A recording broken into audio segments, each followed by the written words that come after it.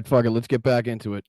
Let's get back into it. No reason to wait. No reason to make you wait. How's everybody doing? Welcome to Blunt Politics. Sorry about that. Technical difficulties. We do it with we can, with what we got. That's all I can do. Sometimes that little glitch happens where I hear myself back, and it just makes it impossible for me to speak regularly. I know you guys probably hear me all right, but it's me on my end. So I hope everything's all right. I hope you can see me. Hope you can hear me. Let me know if you can. If there's any problems, let me know. Otherwise, again, welcome to Blunt Politics. I'm Boston Bryant. Lots to get to. First and foremost, we may have a special guest appearance today. I sent a link out. If you can make it, that would be great. If not, no worries. We'll figure out another day. But we always welcome this person to our show because he is a great friend of basically all our podcasts here on the left side of YouTube. But anyways, lots to get to. Look at this. Look at this. This is what I deal with in a week. This is what happens when you only do one show a week. Okay. If I did a show every day, I wouldn't have to be dealing with stuff like this. Double-sided, triple-sided, trying to take notes. You know what I mean? Trying to keep the whole week. I don't see you. Did somebody say they don't see me? Should I restart, Stargal? Yeah, try doing a little refresh. A little refresh action may help you on that end, sister. I appreciate it. How's everybody doing? Let me say hi to everybody first. Tony, what's going on? Lokita, Big Steph's in the house. Tanya, thank you for your services as always. Bob, Scotty, Steve, Lokita, Michael, Mel, love you. How are you? Thank you for your services. Deborah, let's see. Count, Dimoner. Brad, Matthew, Maggie, Bob, let's go. Moms Russo, Kath, Leah, you're good. No, all good. You are fine. All right, appreciate it. There's Slacks checking in. Look at him. Look at him. Love you too, brother. Love to all my fellow Bryantologists. Let's go. Appreciate you, brother. Appreciate you. Hope you have a great day. Where's Turpy? There's Turpy. What's up, Turpy? Appreciate your services. Stargal, Darcy, Karen, Gino, Trucker John, what's happening? Roxanne, how are you? Alyosha, what's going on, my friend? Paul, Don C, how are you? All right, let's get into just a little bit of what happened this week since we've been away. A lot has been going on. Some of it we're going to cover that you may have already seen, but because I haven't had a chance to cover it, I don't give a shit, and I apologize, but I am going to sink my teeth into it because that's what I'm here for. That's what I came to do, so that's what I'm going to do. So let me see if I can turn yes. How's that? Yeah, now I'm in the middle. All right, let's go. So first, I'd like to thank Joe Biden for first laying out plans to reform the United States Supreme Court after what has just been a disastrous stretch for the Supreme Court, not only with trust issues, but corruption, hanging out with Nazis. Probably never good when the Supreme Court justices are taking boat rides and fishing trip with Nazis. Just saying, I don't know. Like I said, I'm not a politician, but probably something I wouldn't do or wouldn't want to see if I was, involved in the U.S. government. But that is neither here nor there. Biden is seeking term limits for justices. He also wants the court to adopt a binding code of conduct to help restore trust, which, Kirk, what's up, brother? Appreciate you. Let's go. The angry orange 1-inch baby carrot is thrown. You guys crack me up, dude. You guys crack me up. He also wants judges to be appointed every 2 years, pretty much cutting down on how much sway a president would have, because it wouldn't, it would pretty much be in the middle of everybody's term. So therefore, it would give each president a little less sway over. Oh, Rocks, thank you. Good to see you all. Stay cool if you're in SoCal. I think it's been hot all over. We've had a heat advisory here in the Boston area for pretty much the week so far. So it's been stifling. The humidity is crazy up here too. It's crazy. What's up, Tim? What's up, buddy? What else we got? He also wants to propose a quote, "No one is above the law" amendment, which I don't know why this has to be said. I don't know why this is a thing, but the Supreme Court has obviously made it a thing. Basically just saying that no president is immune from criminal prosecution. Just one of these outlandish, ridiculous ideas that us Democrats think of, you know what I mean? Like, if you commit a crime, you're therefore responsible and, should, I don't know, see some accountability for said crime, especially holding the highest office in the land and being the most powerful person on the face of the planet. But again, who are we to say? We're just, regular folk. That's what we do here at Blunt Politics. We just kind of break down the news of the craziness of the political landscape in a way that, everyday people can understand. You don't have to be, reading material from the deepest parts of the political sphere to understand this stuff. It's really not that hard. I was talking to somebody last night, and basically I was just telling them that this election is the easiest choice you will ever make in your life. It is the rapist or a future for this country. You make the choice. Literally that simple. Convicted felon, future for our country. Rapist who defamed the woman he sexually assaulted per the court of his peers 2 times, the future of our country. You make the decision. For me, it's pretty easy. Anyways, we're also going to talk about Trump's disastrous appearance at the National Association of Black Journalists.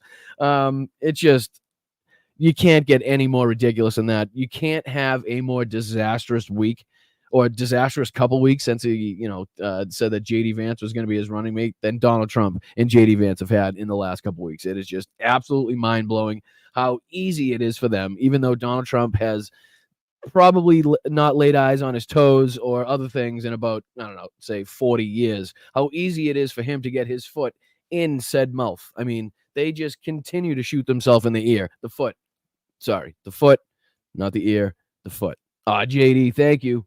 Appreciate you, dude. Let's go. Fucking, you guys are great. Let's go. I appreciate all the, and again, much love for everybody that has chipped in and contributed to this channel and help. Again, I don't know if you can notice the better lighting, but we did get some better lights in the Hez house so that you can actually see what the hell you're looking at, and me, and the background looks better, the whole shebang. So you guys did that. That's all because of you guys, not because of me. It's all because of you. So I appreciate you, and make sure you like and share and subscribe. That's all free. You can become a channel member. It's a little join button somewhere down there. I think it's $2 a month, which is, I don't know what the hell you could buy or get nowadays for $2 a month. But what I do usually is I take $10 and I will find 5 people that I like listening to. Or if it's less than that, you can obviously chip in more. But I like, spreading it around, sharing the wealth. So I picked 5 YouTube creators that I enjoy listening to and would like to contribute to their channel. And I just $2 a month for each one. And hopefully that's something that, people can do. If it's not something that you can do, don't worry about it. There's a bunch of things that are free that you don't have to come out of pocket to do it. You don't have to pay to do it. So it helps the channel just as much. Comment and like, share, subscribe, that whole stuff. So we're going to be talking about that, obviously. Oh, and I just want to say happy anniversary to Mel's parents. It is their 50th wedding anniversary today. So congratulations. And I hope you guys have a wonderful day.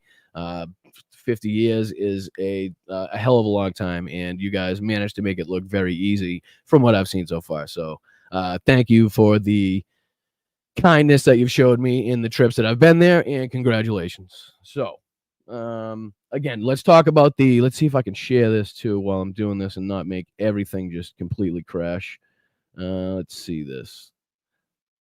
There we go. Let's see. Now I'm going to go over here. I'm going to add this to the stage. Mel, if you're in here or when you're in here, if you see like a guest pop up, can you just kind of give me a little nod, little hint, oh, dude, Mike, what the hell, brother? Thank you so much, man.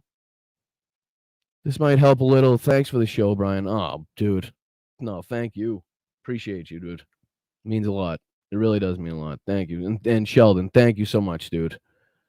Prosecutor versus the rapist / felon. What more needs to be said? I am right with you. I don't think it needs to be. I don't think you need to break it down any more than that. I really don't.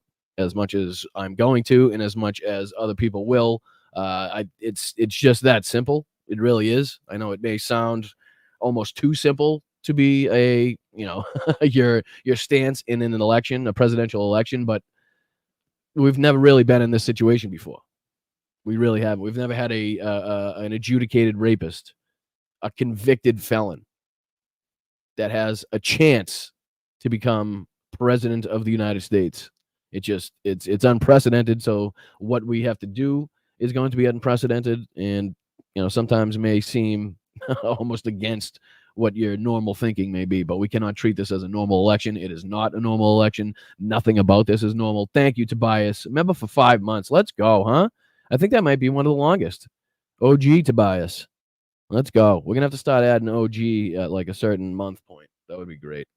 That would be great. But I appreciate you. Let the good times roll. Let's go.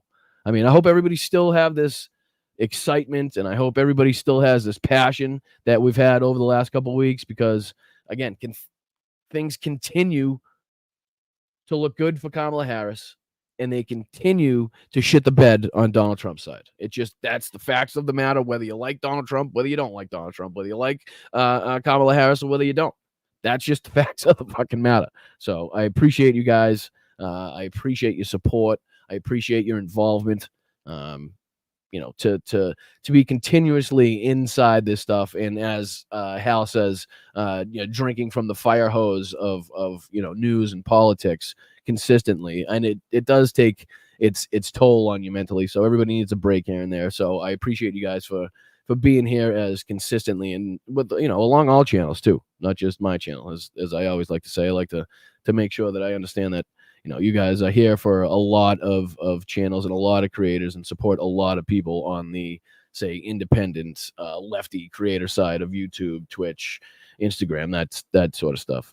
Thank you, Jess. Look at you. And I know I missed a biggie. I think it was Tobias. There it is. Tobias, 20 memberships. Thank you so much, my man. Keeping this channel going, keeping it running, keeping the lights on, literally. So thank you so much. Anybody that receives a membership from Tobias, just please make sure to thank him in the chat. And again, as I always say, if you do get a membership gifted to you, once that month runs out, please, if you do find yourself continuing to watch the stream and continuing to watch a show and liking what you're hearing, liking what you're seeing, that type of stuff, think about continuing that membership, because it really does help the channel. So thank you guys. And again, I apologize about the start. I don't know. One time I actually did manage to fix that while I was on stream, but it's one of those things where I don't know what buttons I pressed. It was just like, remember in like, what was it, Sega, where you'd try to be doing the Mortal Kombat codes and you really don't know what you pressed to get it. Like you did something cool, but you're like, how the hell they do it? I don't know. And you just can't recreate. It was one of those sort of things.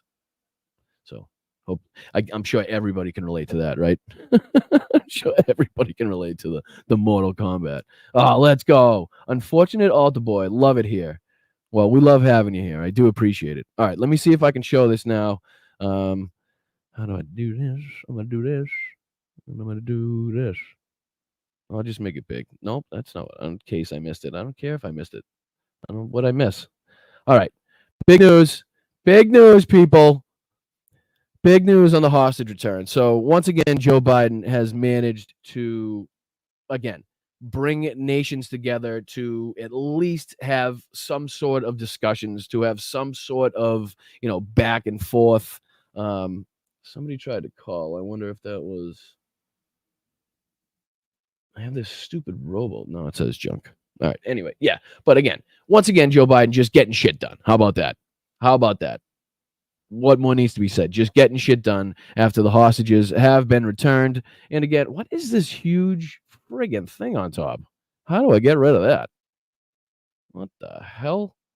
Good thing couldn't be any big. Oh, there you go. All right, here we go. Here we go. All right.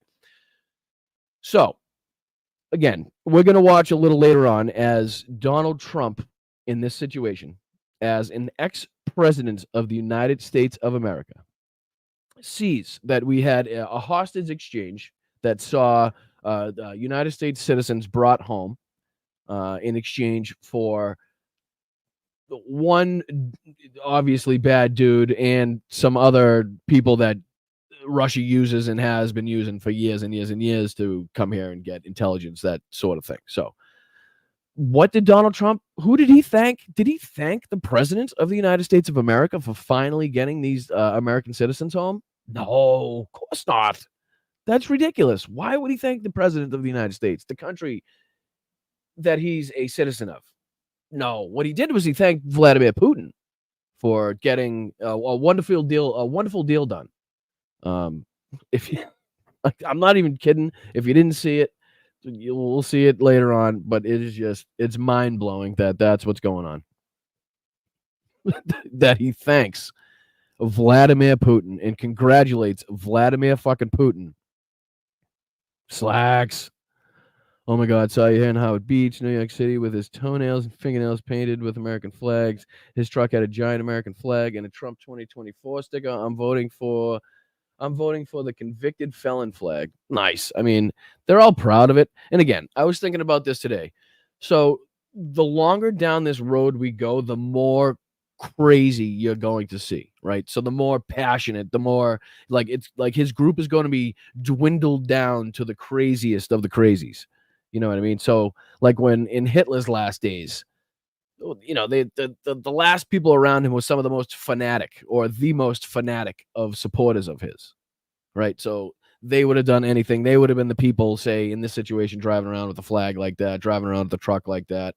So they're going to get more nuts as we go along, but hopefully as it begins to dwindle and dwindle and dwindle. And I know you're seeing the rallies where he's doing the stadiums and it looks packed, but even Donald Trump himself acknowledged there was empty seats in the stadium. You've also seen the pictures and the video of the empty seats in the same stadium that Kamala Harris had packed to the gills.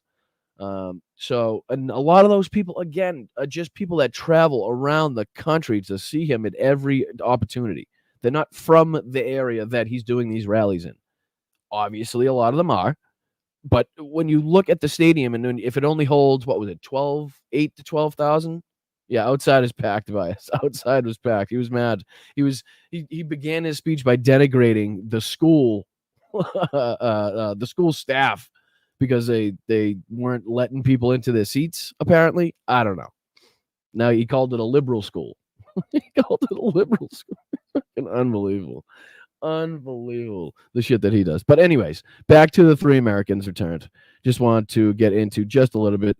Wall Street Journal reporter Evan Gershkovich, former U.S. Marine Paul Whelan, and Russian-American journalist Alsu Kromasheva were welcomed back warmly at the military facility by President Joe Biden and Vice President Kamala Harris and their relatives.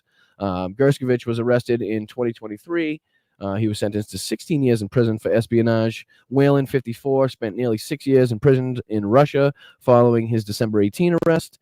And Kromasheva was handed a 6.5-year prison sentence lasting 6.5 last month during a closed-door hearing in Russia the same day Gershkovich was sentenced. So basically, as we know, Russia is making a concerted attempt to... Holy shit. Oh, Jess. Let's go. Love you, Brian. Congratulations to Mel's parents. 50 years is amazing. Keep speaking your truth. Sorry we missed the postcard party. Been a rough week. We love and support your channel always. Keep moving towards your dream. Just don't worry about it. Absolutely not a worry. Believe me, we know you're staying involved. We know where you lie. We know where your morals and your vote lies this November. So don't worry about it. Everybody has their own stuff they're going through. If there's anything I can help you with, if there's anything you need from Mel and I, don't hesitate to reach out. I'm sorry that it's been a rough week, but I hope it gets better. I hope the sun comes out for you. Maybe a lottery ticket would help everybody. But, I hope things get better. Lindsay says, Midas Mel, I thought Ep was surgically attached. Please let him know his haircut looks excellent. It is not surgically attached. You wiseacre. You. It does come off. It would be very uncomfortable to sleep. Oh, my shirt says it wasn't rigged. You're just a loser. Right? And again, they're still yapping and complaining about the 2020 election. It's unbelievable. Oh, thank you, Emily, for the Venmo. I tune in every week and appreciate your acknowledgement that everybody is asked. Hold on. One sec. I got to open it to read the rest. I got to open it. But thank you, Emily. I do appreciate that for the Venmo. The Venmo is somewhere up in this general region there. I typically ask for, I don't know, I don't drink coffee, so a Gatorade, Powerade, a water during the week. I don't know, something like that, whatever it may be. I tune in every week and appreciate your acknowledgement that everybody is asking for monetary support.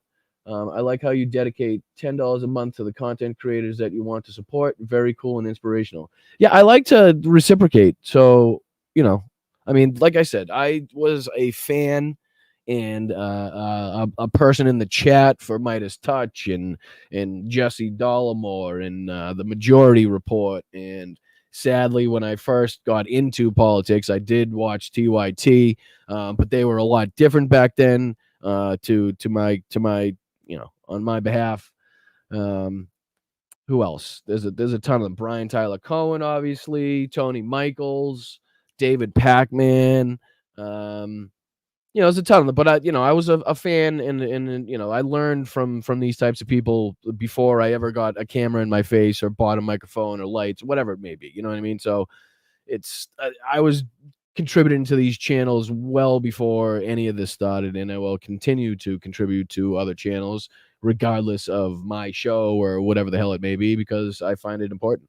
And a lot of those streamers and creators were very instrumental in getting me to where I am now. So I'd like to continue to show my support. Yeah, obviously, Hal. I'm sorry, Barbara.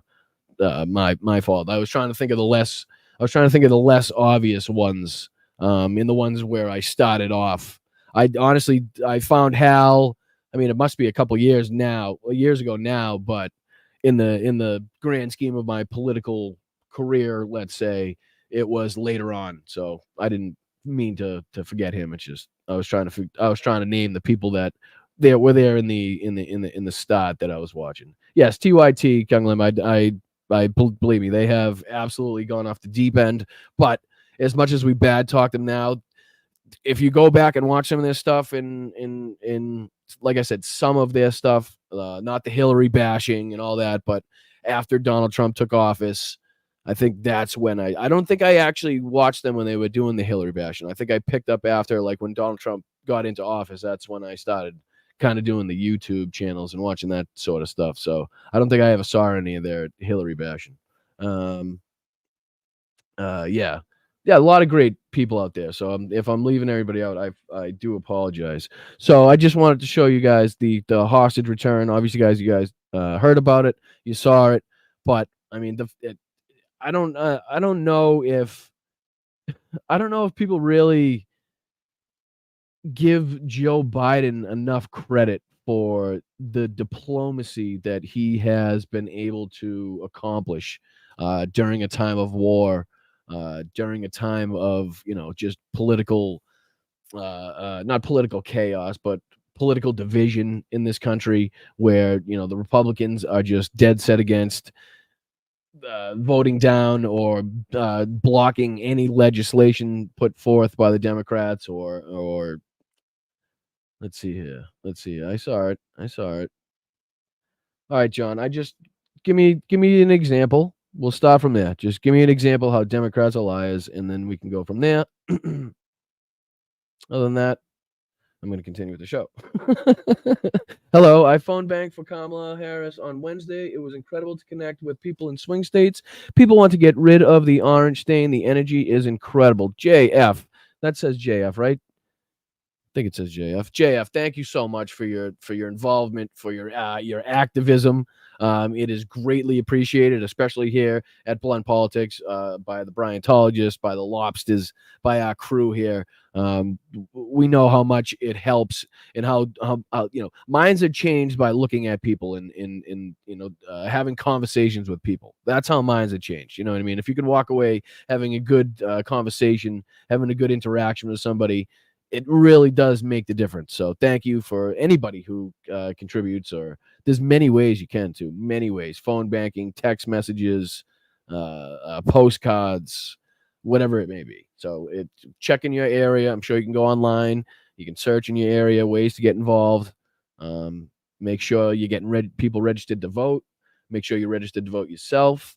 Make sure you're already scheduling how you're going to vote, whether it be early voting, mail-in voting, or if you're going to do it on the day. Make sure you have everything really set up so that nothing prevents you from getting to the ballot box. Nothing prevents you from field team. fieldteam6.org has something for everybody. Correct, Mel. Thank you. I appreciate that. Yeah. So if anybody wants to go to fieldteam6.org, it'll show you basically any way you possibly want to get involved. There's 1,000 ways to do it. So thank you, JF. I appreciate your contributions to the channel, and I appreciate you being here watching. What else did we got? Kamala officially becoming the nominee. All right, she has secured the delegates required for becoming the nominee for president of the United States, Madame President. It's gonna be something. It's gonna be something that I'm gonna enjoy getting used to saying. I can tell you that much, Madam President. You know, you're gonna hear it in press conferences. You're gonna hear it from other world leaders. I mean, imagine. Just think about it. Just imagine these dictators, these authoritarian, madmen who just despise women, who just think that men rule and women just can't, you understand what I'm saying. Just picture them trying to, or having to meet and sit down with and take orders from and, take policy notes from not only the first woman president of the United States of America, but the first woman of color president, which I know we're not making this about race or gender, but we still can acknowledge the fact that that is the reality. Do you know what I mean? So that's not the reason that we're going to be voting for her. But if that's the outcome, then God bless. All right.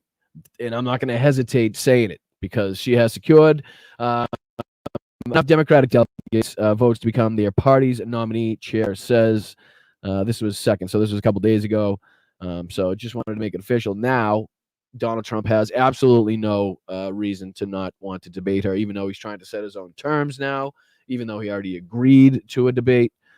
He wants to have it on Fox, probably in, I don't know, Alabama somewhere, filled with Trump supporters, with Brett Baier and Martha fucking somebody doing Martha McAllen. What's her name? McAllen. Why does this thing stop? I don't want stop selling me shit. I want to buy it. Yeah, so the announcement was made before the online voting process ends on Monday, reflecting the breakneck speed of the campaign that is eager to maintain momentum after President Joe Biden ended his re-election bid and endorsed Harris as his successor less than 2 weeks ago. I mean, honestly, one of the craziest times, one of the craziest months in the history of American politics. And once again, we just happen to be alive in it. I mean, if you just stop for a second and think about the shit that has taken place just in the last month alone is mind-blowing. Benny Loco, thank you so much. Outpressing the flesh, make sure and support your elections by volunteering. Everybody counts in this enormous effort. Happy Sunday from the Walmart parking lot, U.S. Let's go. Let's go, Benny Loco. I appreciate you so much. I appreciate it. I hope your burns are okay. I saw your video recommending that everybody wear oven mitts. And then showing what happens if you don't wear oven mitts. So hopefully those are healing all right. Hopefully they're healing well. But thank you, Betty Loco. Huge contributor to a ton of channels. Hugely involved in volunteering and in getting out the vote and making sure people are registered to vote and engaged and involved. So she's a huge part of it. So make sure everybody thanks her for her continued contributions to channels like mine. So thank you very much, Benny Loco. What else we got? Kyle Rittenhouse wasn't voting for Trump, but is now voting for Trump again because apparently, I don't know, 600,000 death threats will do that to you. apparently, when Cat Turd calls you out on Twitter, that is enough to just completely make yourself look like an idiot after putting out what seemed to be a genuine, heartfelt message saying that Trump didn't support the Second Amendment, blah, blah, blah, blah, blah, blah, and now he's going to write in a third candidate. And about, they should have had that 2 minutes later. What is that from? What is it from SpongeBob? 2 minutes later. I will be voting for Donald Trump because I'm tired of the death threats that I've been getting. I think he said he had a productive conversation with the Trump team. And then his mind was changed. So he's back on the Trump train, everybody, just in case you're wondering. Just had to get that out there. Wanted to make sure that was touched. U.S. District Judge Tanya Chutkin sweeps aside Trump's attempt to dismiss his D.C. criminal case, saying Trump has repeatedly mischaracterized the charges against him. Again, one of many attempts by Donald Trump and their team to just throw whatever spaghetti they can at the wall and see what sticks, really. Tanya Chutkin not playing any games, not having it, and briskly sweeping that aside. So I wanted to get that one out there as well. Ukraine. Now, some more interest in Ukraine. A lot of things happening. Some good on Ukraine side, some bad on Ukraine side, which, again, war, that's how it works. Some things you do are good. Some things that happen against you are bad. So let's see here. Ukraine intensifies its long-range strikes, sinking Russian Kilo-class submarine Rostov-on-Don and striking an S-400 anti-aircraft missile complex on the Crimean Peninsula. The sub was located in Sevastopol, which is their, the Russian Navy stronghold for I don't know how long now. Hold on, sorry. Happy haircut and Boston Bright looking sharp, sir. Or as my buddy in North Andover would say, sharp. Looking sharp, kid. I appreciate it.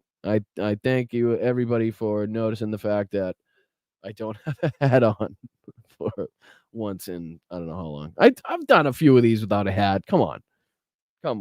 But make sure everybody smash that like button for me not having a hat on and, the haircut. You like the haircut? I think it looks good. I appreciate it.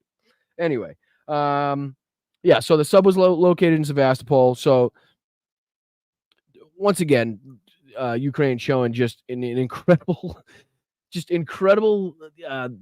ability to strike these targets that are supposedly supposed to be the stronghold, like the one place that would never thought to have would have enough anti-aircraft defense or enough anti-missile defense systems around it that would be able to deter or prevent attacks like this from actually having an effect.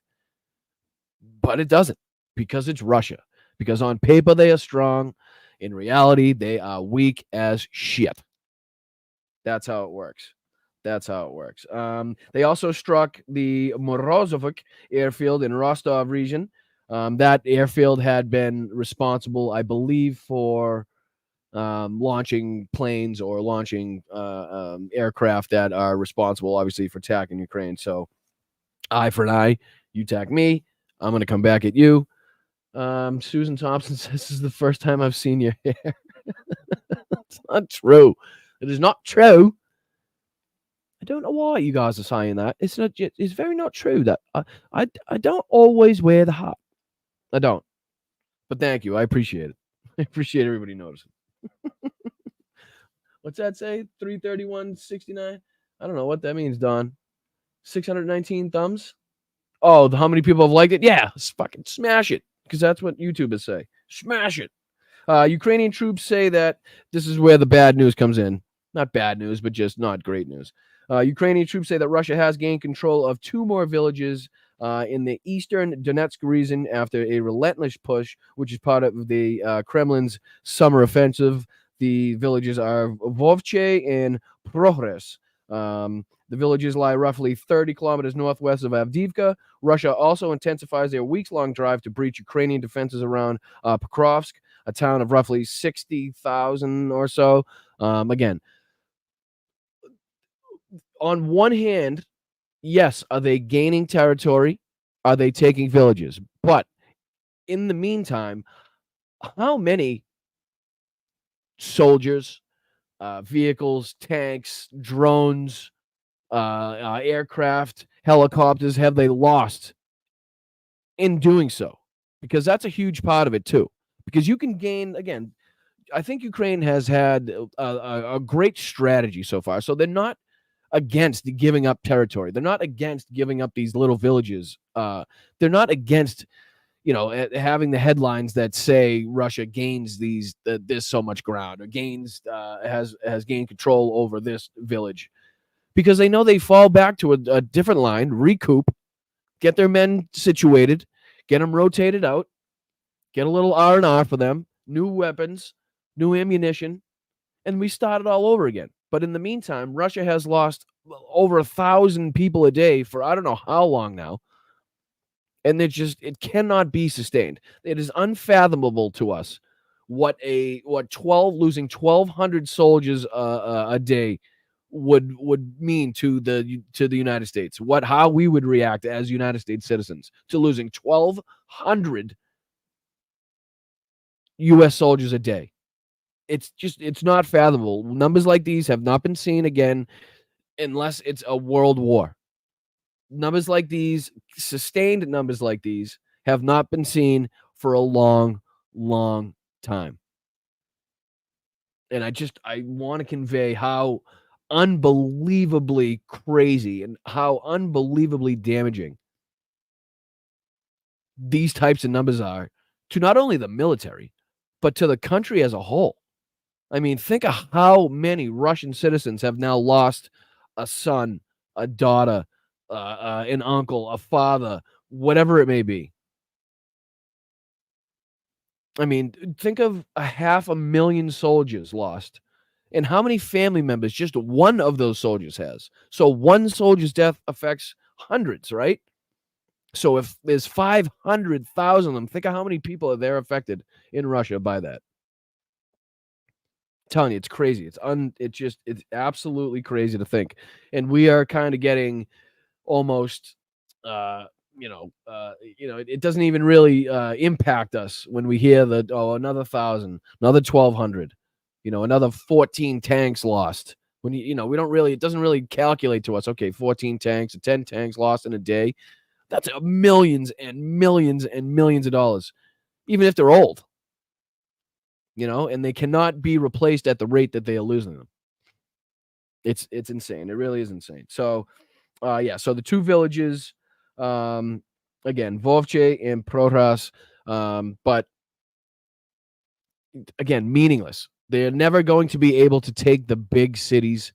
As our good friend Philip Ittner says, they will never, ever be able to take any city. I mean, again, this is a city of a town, basically, of 60,000, roughly. So no bigger than the town. It's not substantial. It's not again, it's not a big city like Kyiv or any other large city in Ukraine that you can think of.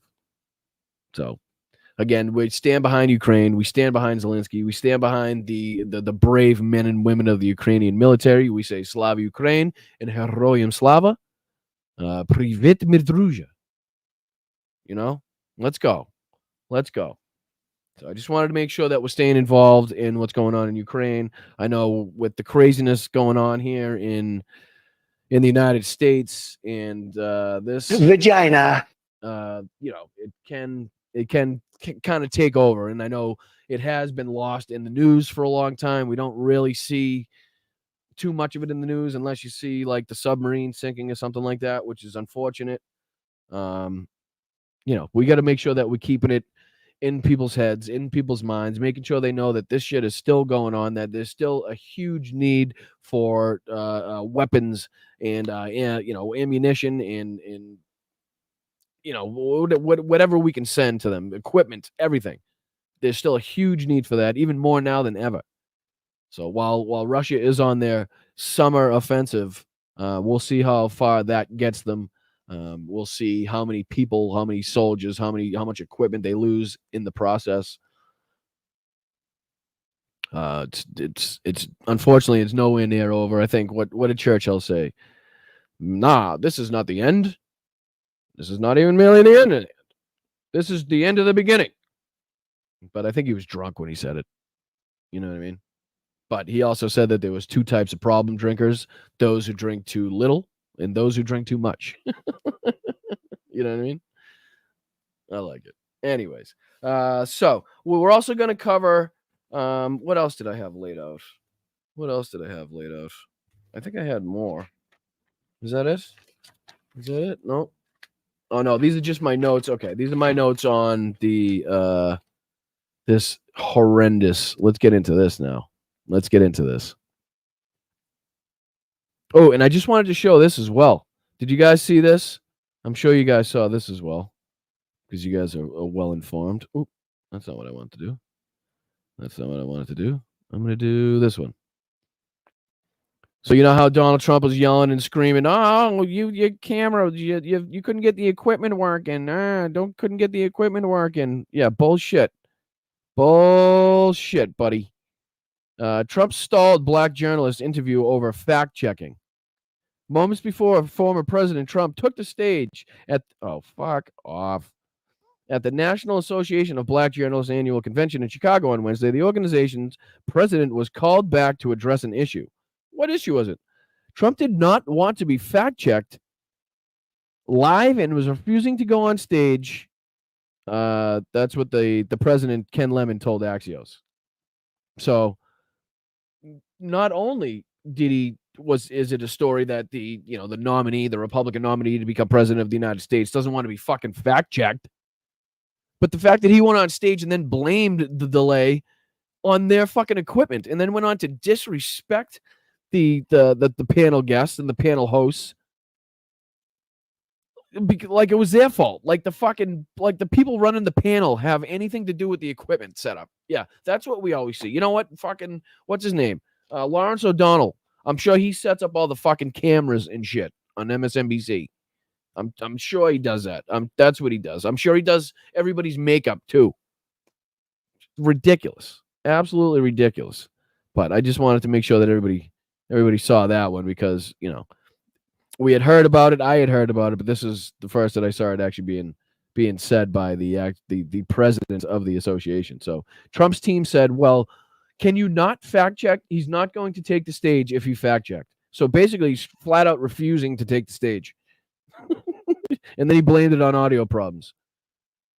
Lemon told there were audio problems, but they were resolved very quickly. The bigger problem was his threat not to take the stage when we had to agree to go on. He did not want to be fact-checked, but we could not let him on stage without fact-checking, Lemon said. But unfortunately, as well as, well, we'll just get into it a little bit. We'll get into it a bit. All right, let me pull it up. Let me go back here. How's everybody doing? While I'm pulling this up, make sure if you haven't liked the stream yet, hop out, like the stream, share it out to whatever other social media platforms you may be involved in so other people can see it if they don't know about it, that type of stuff. Not a lot of people know that I'm here. Well, not huge. We did surpass 6,500 subscribers, which is huge. That was my next goal. So obviously we're on to our next goal, which is 7,000 subscribers. I really, really appreciate the push you guys do. And every Sunday, how many people actually do subscribe? I know I'm not on all day. I mean, I'm not on every day. So it's going to take a lot longer for me to build up the subscriber base. But I mean, at the rate we're going right now, I am very, very happy. I'm very pleased and very touched and very flattered that as many people are subscribing to the channel as they are. So thank you so much. How do you get into Kamala's Zoom? I believe that's what the question was. How do you get into Kamala's Zoom? If you're talking about the other ones, I don't know, because I was trying to join the white dudes for Harris one, and it was basically just a YouTube live stream. You know what I mean? I kind of thought I was entering a Zoom call type thing, but that's not what it was. Anyways, it was a great event, and I watched the whole thing, and it was really cool to see, but it took me a while in the beginning to figure out what the hell I was doing. How do I get a membership, Jimbo? There's a join button somewhere. If you hop out of the chat, right, and look underneath the stream, it should say join. And if you hit that, I think it's a $2 a month contribution to the channel that you can obviously stop whenever you want. If something pops up in your life, if you become, if it's not financially viable for you, then absolutely don't worry about it. I honestly appreciate as many of the people that just do the free stuff as possible. You know what I mean? Like, share, subscribe. That's perfect right there. Throw a comment in there. That just doing that is more than enough, and it helps the channel substantially. And thank you to the 1,000 people that are watching right now on all of our platforms. I don't know what all the platforms do. If you like on Instagram, then can you hit us a like before we pop off? I think it's going to kick me off in about 5 minutes. For some reason, it kicks me off every hour. If you're on Twitch, you can, I think, subscribe to the channel. If you have Amazon Prime, it won't cost you anything because you get a free membership to a Twitch channel with using your Amazon Prime account. There's Venmo up in this area. there's a lot of ways that you can help. Patreon.com/BostonBrian. You can check out our merch at GetDemShirts/MyShopify. Honestly, the work and the shirts that Mel has up on there right now are fucking fire.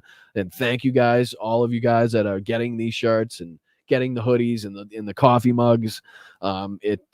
It goes a long way to helping, again, not only me and the channel here, but also Mel, in what we're trying to create as well. So thank you so much for that. There are some fucking fire hoodies on there, and it's a great time to rep one of those shirts.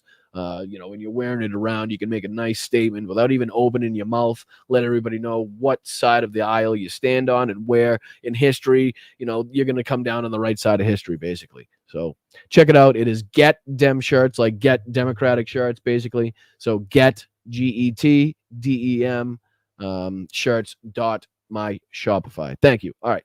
Back to the news. All right. Yeah, this is what I want to do. So talk amongst yourselves for a sec. Talk amongst yourselves. I'm going to pull it up here, sisters. I'm going to pull it up here. You know what the sad thing is? The funny thing is RSBN and all these things are trying to claim that this is like a win for Donald Trump. Like he killed it. Oh, man, he went into the lion's den and got eaten. Basically. All right, so we'll do videos. Let me get rid of that. All righty. So I'm not going to do the whole thing. His rally yesterday, but obviously I have to sink my teeth into this. You guys know me. There's no way I was going to miss the opportunity to rip this man apart in every way, shape, and form that I possibly can for this just disgusting act of racism and sexism, misogyny. What else did he throw in there? Was there any bigotry? And there's probably some bigotry in there. Islamophobia, just all the phobias, basically. That's what happened. So let me see. Can you see it? Oh, because I'm not presenting. Let me present because I'm a presenter, and I can't present if I'm not presenting. All righty. At the stage, we're on the stage. I'm going to make it big so you can see it.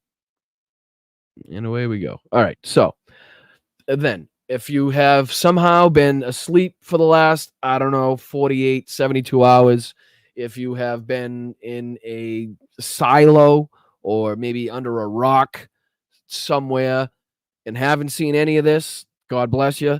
But this is Donald Trump, his appearance at the NABJ, National Association for Black Journalists. Somehow, somebody on his team somewhere under some pretenses thought this was a good idea and that he would be able to go in here and give coherent answers and maybe gain some support from the black community on the way out. Unfortunately, anybody that knows Donald Trump well enough knows that he is just absolutely incapable of doing just that. So, the man, let's see here. Let's see. If he says stuff like this. I've said that if Ivanka weren't my daughter, perhaps I'd be dating her. Yeah. Okay. Probably don't send that guy on stage. Let's see here.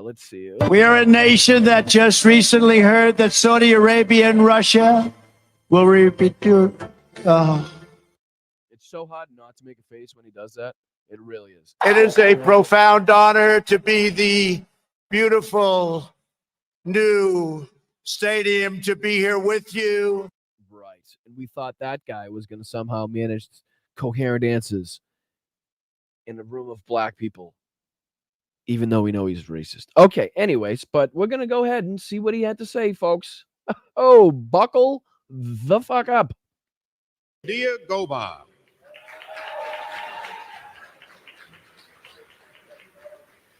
Fox Jay, and what news and the impact of Obama and Bill Presidential Kamala Harris. NABJ fact check. Again, the hashtag is NABJ fact check. We have a lot to get to, and we do not want to waste any time. So let's bring out the former president of the United States, the Republican nominee for president, former President Donald Trump. And like I said, I do have some notes written down for some critiques in this. I know everybody's been praising Rachel Scott, and rightfully so, but I do have some obvious critiques that I think journalists need to do a much better job at. I think Donald Trump more hurt himself than they hurt him, but that's neither here nor there. Let's continue.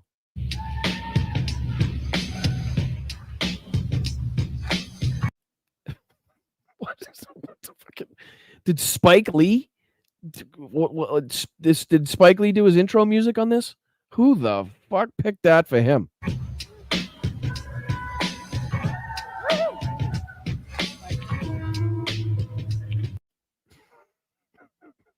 Unbelievable. I know Brappen. I know what it is. I remember them. I used to love gorillas. But who the fuck chose that for him? Rachel Scott, BBC. Thank you. How are you?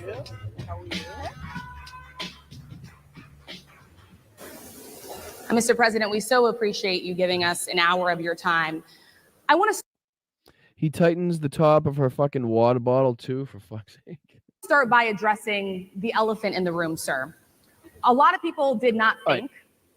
So this is the opening question that everybody's talking about and giving her credit for. And I have to say, it's literally just his words read back to him, right? It's just things that he said in the past, read back to him, things that he's done, facts about what he's done, right? So it's literally, it's not, we could have done that, right? I could make a list of shit that he said that would be racist, the things that he's done that would be absolutely against the black community. But I don't know. It was I had a few critiques in this. Again, he was called Mr. President, but we'll get into appropriate for you to be here today. You have pushed false claims about some of your rivals, from Nikki Haley to former President Barack Obama, saying that they were not born in the United States, which is not true. You have told 4 congresswomen of color who were American citizens to go back to where they came from. You have used words like animal and rabbit to describe black district attorneys. You've attacked black journalists, calling them a loser, saying the questions that they ask are, quote, stupid and racist. You've had dinner with a white supremacist at your Mar-a-Lago resort. So my question, sir. I mean, let's face it, that question could have been 15 minutes long if we wanted it to be. I mean, nothing about the Central Park 5, nothing about the fact that him and his father used to not allow black people to rent or buy spaces in their properties. There's a million different things that she could have added to that list if she really wanted to, portray his true characterization against the black community and how he actually feels and shit that he's actually done. That's just my feeling on it. Now that you are asking black supporters to vote for you, why should black voters trust you after you have used language like that? Well, first of all, I don't think I've ever been asked a question in such a horrible manner. First question. Perfectly normal question about shit that you've done or said, factually so. She also did thank you for being here, so I don't know why you're about to say that she didn't thank you, like she's supposed to, kiss your fucking feet when you come out on stage? You don't even say, hello, how are you? How are you? Who gives a fuck how you are? Nobody cares how you are. We want to know the fucking policies that you're about to put in place or the policies that you want to put in place. All right? Nobody gives a fuck how you are. Are you with ABC? Because I think they're a fake news network, a terrible network. And I think it's disgraceful that I came here in good spirit. I love the black population of this country. I've done so much for the black population of this. Outrageous, ridiculous. Just one of the, come on. Country, including employment, including opportunity zones with Senator Tim Scott of South Carolina, which is one of the greatest programs ever. It's really telling, and you can tell that he's done more for the black community than any other president alive because he keeps naming the 3 fucking things that he got done. For black workers and black entrepreneurs, done so much. And, and I say this, historically black colleges and There you go. The three things that he managed to get accomplished, and I guarantee not a single one of them had to do with fucking his ideas, right? He just happened to be the motherfucker that signed it. But if you've done so much, why do you have to say the same fucking things consistently? Shouldn't there be a wide range of things that you should list? You should never have to say the same thing twice, for Christ's sakes. You should be able to list policies like that you've done for the black community that have helped the black community specifically. If you've done more than any other fucking president for the black community. Universities were out of money. They were stone cold broke. And I saved them and I gave them long-term financing and nobody else was doing it. I think it's a very rude introduction. I don't know exactly why you would do something like that. He's so butthurt. Oh my God. Shedding a tear, Donnie. Donnie tears. Let's go. Oh my God. You know what? And I love it too, because as we know from learning about history, the one thing that dictators, authoritarian leaders, right-wing fascists, the one thing that they hate more than anything is being ridiculed and laughed at, which is where I come into play, because knowing that through history, through my knowledge of, dictators, fascists, and that sort, that is the one thing that these people cannot handle. Being attacked directly, being ridiculed and mocked for their stances, I'm not one for attacking looks. I think it's low, but in this case, against a fascist, against a fucking dictator, against an authoritarian fucking piece of shit, I'm sorry. They want to play in the mud. I'm getting fucking dirty. Okay. I get a shower. It'll be okay. I don't mind getting dirty. That's where I come into play. So I will continue to ridicule. I will continue to mock this fat piece of shit and that stupid looking fucking thing in his neck. What is that thing in his neck again? What do we call that? Hold on. Oh, yeah. Vagina. That thing. Yep. That thing. Yep. So I'm going to continue to mock that fat piece of shit. I'm going to continue to laugh at him. I'm going to continue to view and enhance and make sure everybody sees his fucking decline. That's why I'm here. That's what I'm going to do. Sorry. Rant over. And let me go a step further. I was invited here and I was told my opponent, whether it was Biden or Kamala. Kamala. It's Kamala. Just one way to say it. Not 2 ways, not 19 ways. It's Kamala. I was told my opponent was going to be here. It turned out my opponent isn't here. Which is the only reason you showed up, because you knew she wasn't going to be there. If you knew she was going to be there, you would have fucking tucked that little mushroom between your legs and ran so fast. Oh, it would have been fucking beautiful. You invited me under false pretense. And then you said you can't false pretense. Do it with Zoom. Well, where's Zoom? Where's Zoom? Where's Zoom? And you said you can't do it with Zoom. Well, where's Zoom? Where's Zoom? Oh my goodness. Oh, what's he got? I think he's got what's he say he has? I think he has I'm gonna put these in like some sort of order so I can find them on the spot, because it really loses its fucking funny factor if I have to search for them for 5 hours. But he's got these. I know words. I had the best words. Start calling it what it is, Fox Entertainment Channel. Let's make it go viral. I'm with it. Jodes. Fear in the chat. Take care of your little one. Oh, James, it's nice of you. Tanya, is everything all right? Am I missing anything? Hopefully I'm not missing anything. All right. Let's see what this guy has. I mean, this is just one of the most outrageous interviews, one of the most outrageous appearances, one of the most outrageous just verbal fucking spews of racism ever seen in a presidential fucking campaign.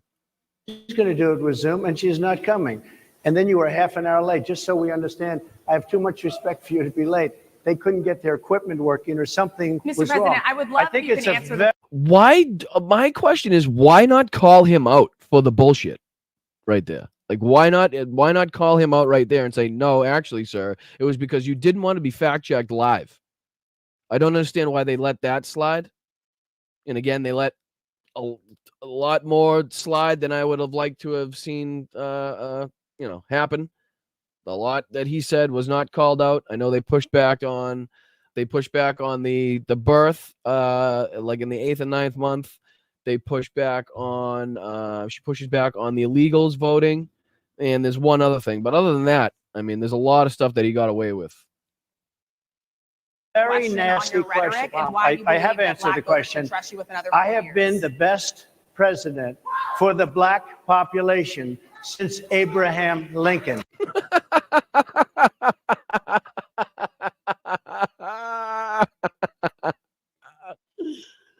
Oh, if he was outside, lightning would have struck him the second his lips stopped saying that sentence. the second he ended that sentence, the Lord Almighty would have sent down the wrath of fucking you.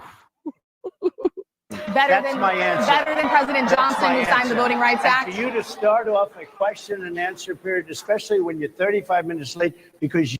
Again, even if you let it slide the first time, like, okay, I'm not going to confront him and it's stupid, useless bullshit. The second time he says it, I would have been like, okay, sir, I'm sorry. I'm not going to let you continue to sit here and say that it was our fault when our audio issues were resolved promptly. And the reason that we're so late is because you and your team were worried about being fact-checked for all the bullshit that you're about to say. Not that hard, right? Fucking hold him accountable.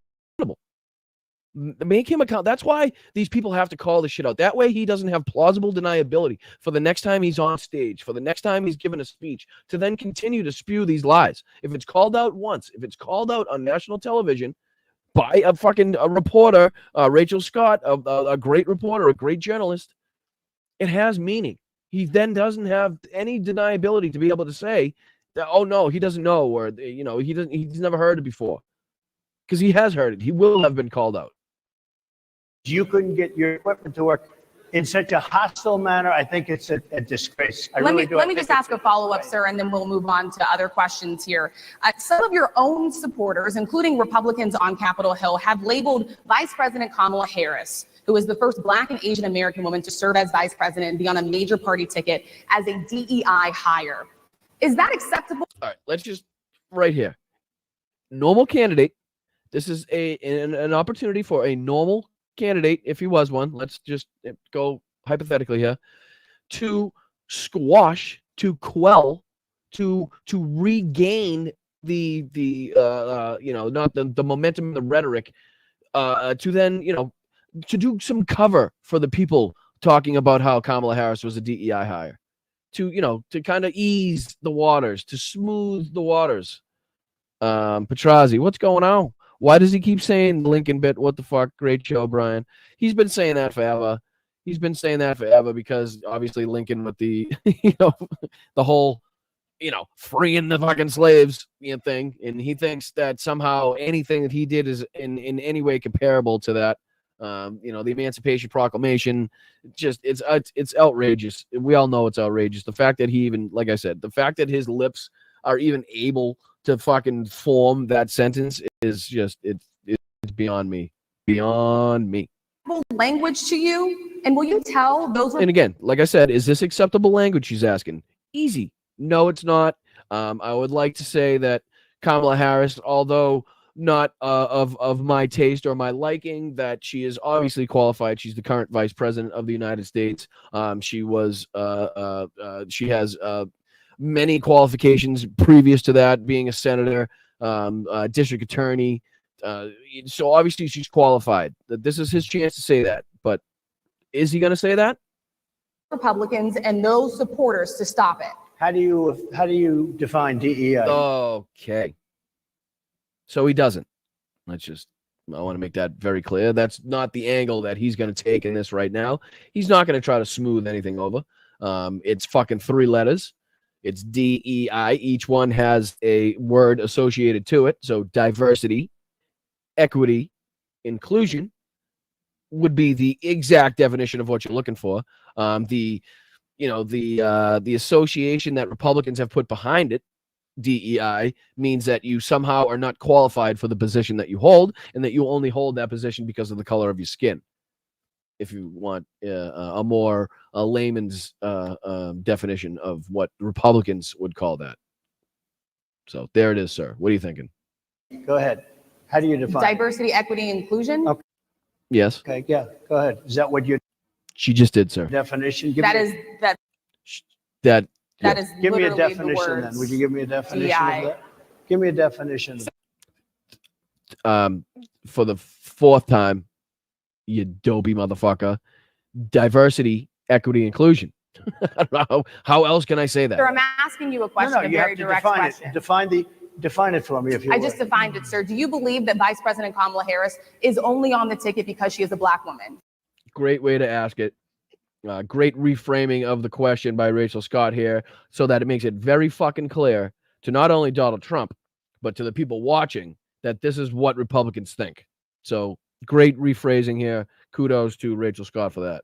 Well, I can say, no, I think it's maybe a little bit different. So I've known her a long time indirectly, not directly, very much. I've known her a long time indirectly, not directly. So that's the equivalent of not knowing her. What the fuck are you talking about? It's like me. I know George Washington, not directly, indirectly, through textbooks and pictures, but me and him went way back, way back. Much. And she was always of Indian heritage, and she was only promoting Indian heritage. I didn't know she was black. Oh, Jesus Christ almighty. Oh, Lord. Take the wheel. Take the fucking wheel. Holy Jesus. I don't know. You sent him. You created this fucking thing. Now I'm sitting here dealing with it. Holy shit. Until enough, she was only promoting Indian heritage. I didn't know she was black. Jesus fucking, I can't even hear it. Oh, it gets worse every time. It gets worse every time you hear it. I did not know she was black.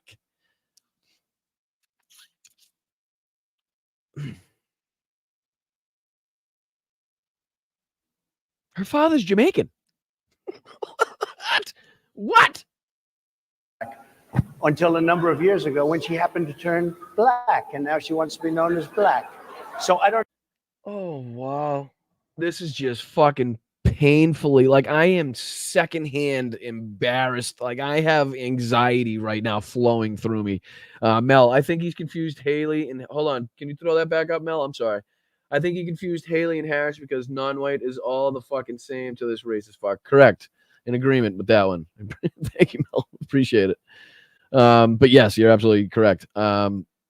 This is just, I know that we're like desensitized to Donald Trump and his bullshit, but I hope you know how racist this is.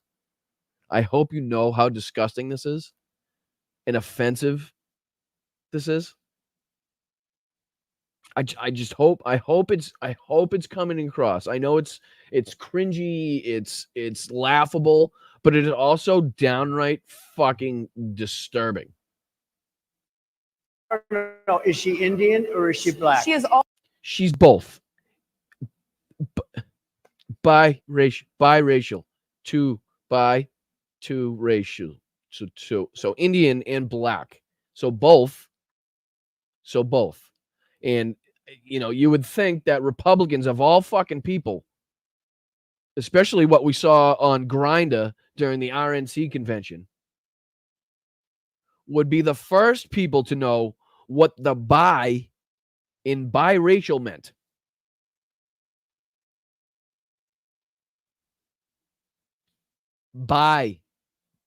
Anyways. Always But you know identified what? as a black I woman. She went to a respect either historically black one. college. I respect either one, but she obviously doesn't, because she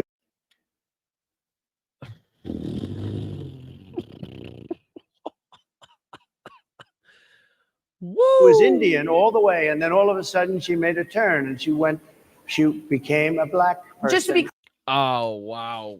All right. Alrighty.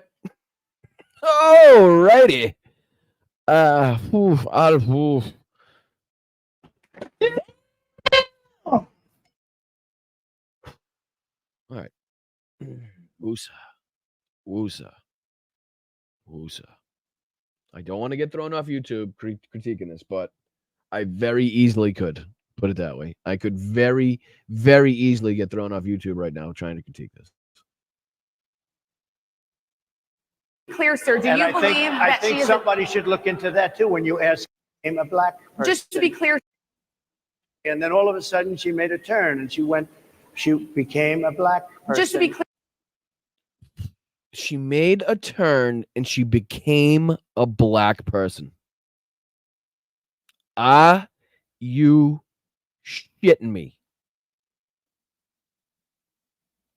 Are you fucking shitting me? I mean, right off the bat, it's just fucking ignorance, right?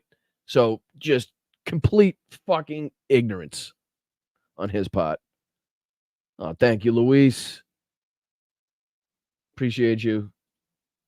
Boss Brian in the notes. Yeah, he's fucking unreal. I mean, I almost can't even, I mean, I'm almost at a loss for words, to tell you the truth. Like how this, I guess I am at a loss for words. Holy shit. Clear, sir. Do And you I believe that she think is somebody should look into that too when you ask continue in a very high. Somebody should look into that too. What the fuck does that mean? What does that even mean? Somebody should look into that too, whether or not who's going to look into it? Who's going to look into that, Donald? Who would you like to look into that? The government? I am just losing it right now. Hostile, nasty tone. It's a direct question, sir. Do you believe that Vice President Kamala Harris is a DEI hire, as some I Republicans really have don't said? know. I mean, I really don't know. Could be. There are. Jesus Christ. Could be. Right. The current Vice President of the United States of a fucking America.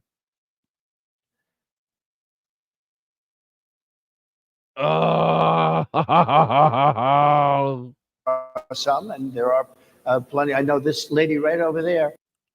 I'm sorry. Did you just call Harris Faulkner a DEI hire? Can we roll this back for a sec? Did anybody else catch this? I know. Could be. There are some, and there are. So the question is, do you think Kamala Harris is a DEI hire? He says, I don't know. Could be. There are some, meaning DEI hires. And then he says, Plenty. I know this lady right over there. Harris is a fantastic person.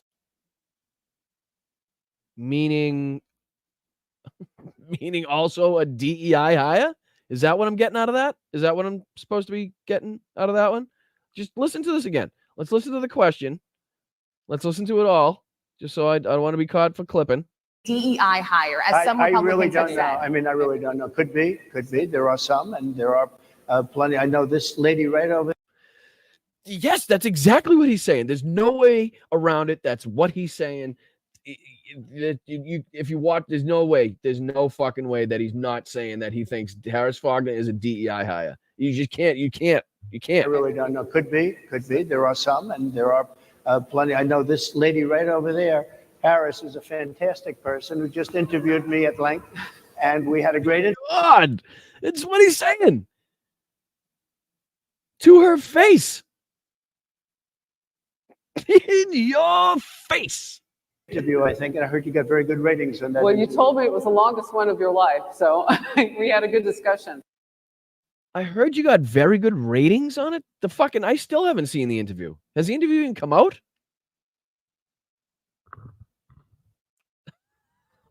Oh, man, this is great. Oh, smash that like button for a dumb person, please. Come on. Smash that like button like it's Donald Trump's fucking face. Look, I want to talk about why you're here today. I mean, it is not lost on us how divided we are as a country. And as you were coming today, we really got to see that we were divided along the lines of race, along the lines of gender. And there is this question of... Right? I haven't seen anybody point that out either.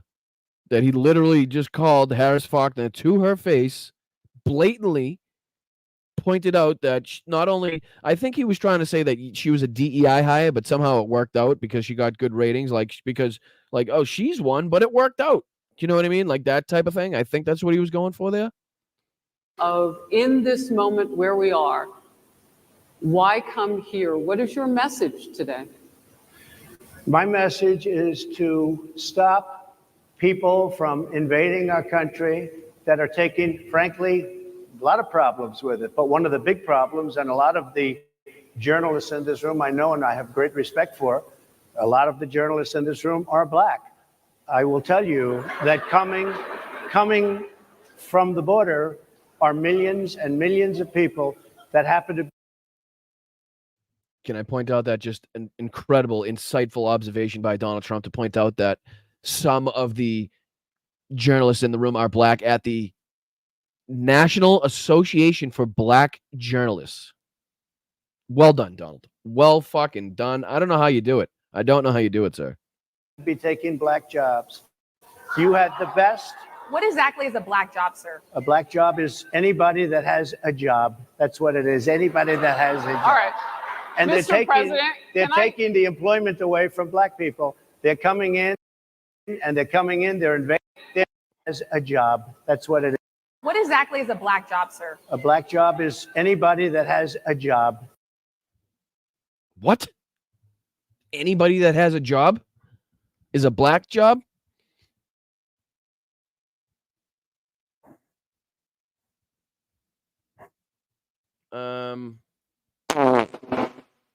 Makes absolutely zero sense whatsoever. I guarantee he didn't think in a million years that he would have been asked what a black job meant, because he obviously has no fucking coherent answer for that, because there is no coherent answer for that. Just want to throw that one out there as well. And just so you know, I'm looking for that video in the background because I think it's very important. Important to play, Mary. So I'm finding that. Just let this play. That's what it is. Anybody that has a job. All right. And Mr. they're taking the employment away from black people. They're coming in, they're invading. It's an invasion of millions of people. So just so you know, what he's saying is that the black people, he's trying to say that black people hold the lowest forms of employment in this country. So only the jobs that, again, listen to what he's, let's put this together here. The people coming across the border aren't the best people. They're rapists, they're murderers, they're thieves, they're woman beaters, they're dumb, they're lazy, they don't want to work, they just want to suck off the government of the United States. And somehow those are the people that are somehow qualified to only take jobs from black people.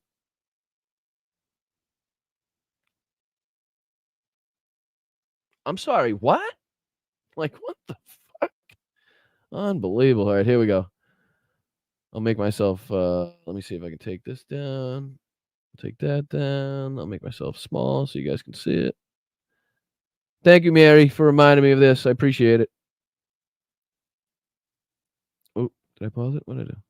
Oh, come on. I don't want your ads. Trump uses racist language to describe Native Americans in resurfaced 1993 clip. This is a clip of Donald Trump in 1993 in front of, I believe, as Mary said, a casino commission board. I think he's trying to get licensed for one of his casinos. He was being asked about some of his comments being made, and then we'll take a look at. Here we go. Discussing Indian blood.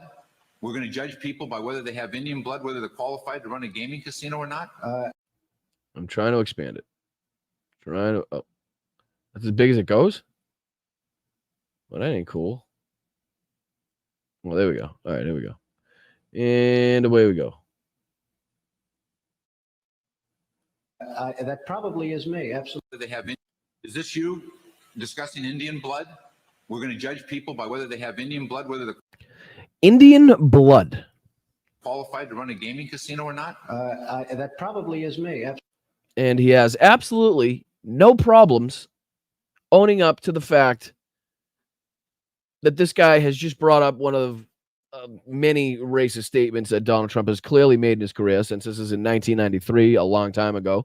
So clearly these are beliefs that he's held for some time. And if we go by what Donald Trump says, remember, as a politician, what you say first, what you believe originally is what you're always going to go back to because of projection, because Republicans always speak in projectional terms.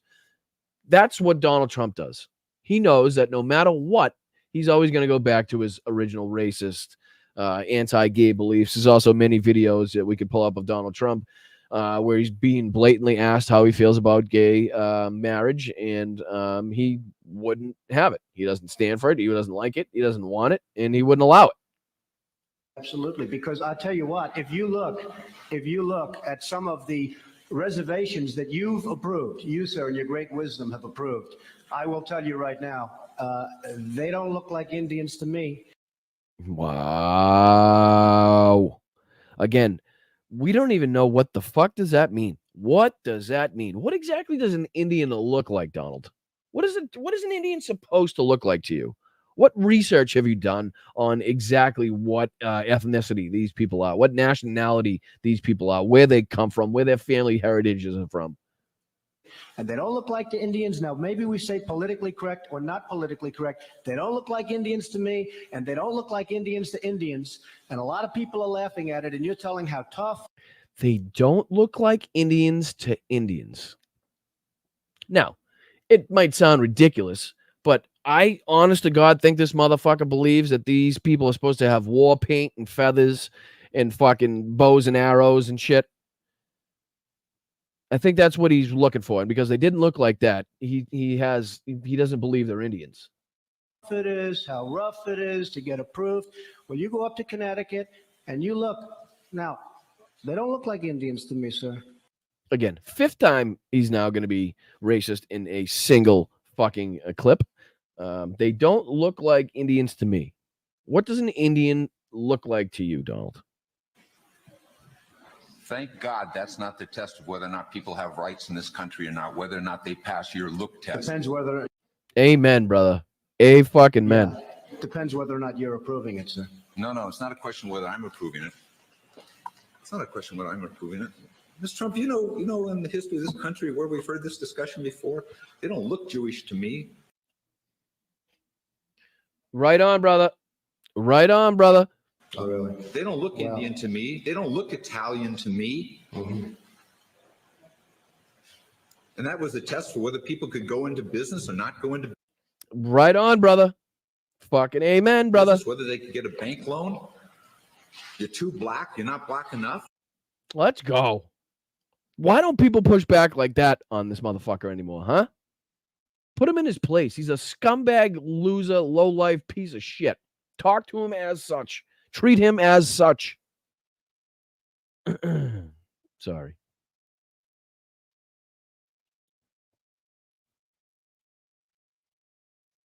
Only 15, 16, 17 million people. I have a feeling it's much more than that. And everybody's been. Wait, I'm sorry. So not 20 million? What was that? So not 20 million people? Seeing what's happened. The first group of people, the black population, is affected most by that. And Kamala is allowing it to happen. She's the border czar. She's the worst border czar in the history So he said the name right. So he does know how to say the name right. of the world. There's never been a border czar like this. You're right, because she's not the border czar. She's never even essentially been. She said she was there once, but not the right part of the border. So she was not the right part of the border. It was not the part that Donald Trump wanted her to go to. So therefore, technically, she hasn't been to the border because it wasn't the correct part. Sorry, Donald. Sorry, bud. a border czar. She's done a horrible job. These people are coming into our country and they're taking black jobs and Hispanic jobs. And frankly, they're taking union jobs. Unions are being very badly affected by all of the millions of people that are pouring into our country. And one thing, No, please do explain. Go on. Go on about that one. Please do explain how that's happening. as we discussed, many of these people are coming in from mental institutions, from prisons, from jails. They're gang members and other. Again, right here, why not more pushback on this? Why not ask, sir, where are you getting this information from? Could you have any data to support that? Do you have any facts or figures or insight or intelligence to support these fucking outrageous claims that you're making that other countries are somehow dumping their criminals? They're dumping their fucking rapists and murderers and fucking insane people into our country. Do you have any bit of fucking proof to back that up? Please If you do, can you put it on the fucking screen? Can you put it on the tin? Do you have something tangible that you can show me to fucking back that up in any way, shape, or fucking form? Because it sounds fucking ridiculous. Other countries are setting loose their prisoners. They're opening up their prisons and their mental institutions. And okay, so then why, sir, have the fucking prison population in Central and South America exploded? Okay? Why have some of these fucking people been locking up every person basically in their country and putting them in jail? They have to build huge, huge new prisons to hold all of these fucking prisoners. Why not hit them with this information? Hit them with those facts, because that's fucking factually true. That is fucking fact, which goes completely against his theory, his narrative of fucking these countries emptying their prisons. And they're taking their bad people, drug dealers, gang members, and they're bringing them into the United States. And right, because we all know the most easily trafficked people, the most easily, the people that are most easily told what to do are the drug dealers and the gang members. Because we all know once you tell them to fucking beat it, that's what they do. They're not gonna have any problem with that. They're gonna walk their ass right to the United States because you told them so. You fucking dumbass. And by the way, their crime rate is going down, and our crime rate is going to down. No. You can say it. Their crime rate may be going down, but our crime rate is also going down. be a disaster. Mr. President, I want to get into how you address some of the issues with Black communities. And I say that plural because we live in communities of color that are different. We're not all the same. We don't vote the same. We don't think the same. True. It's not monolithic.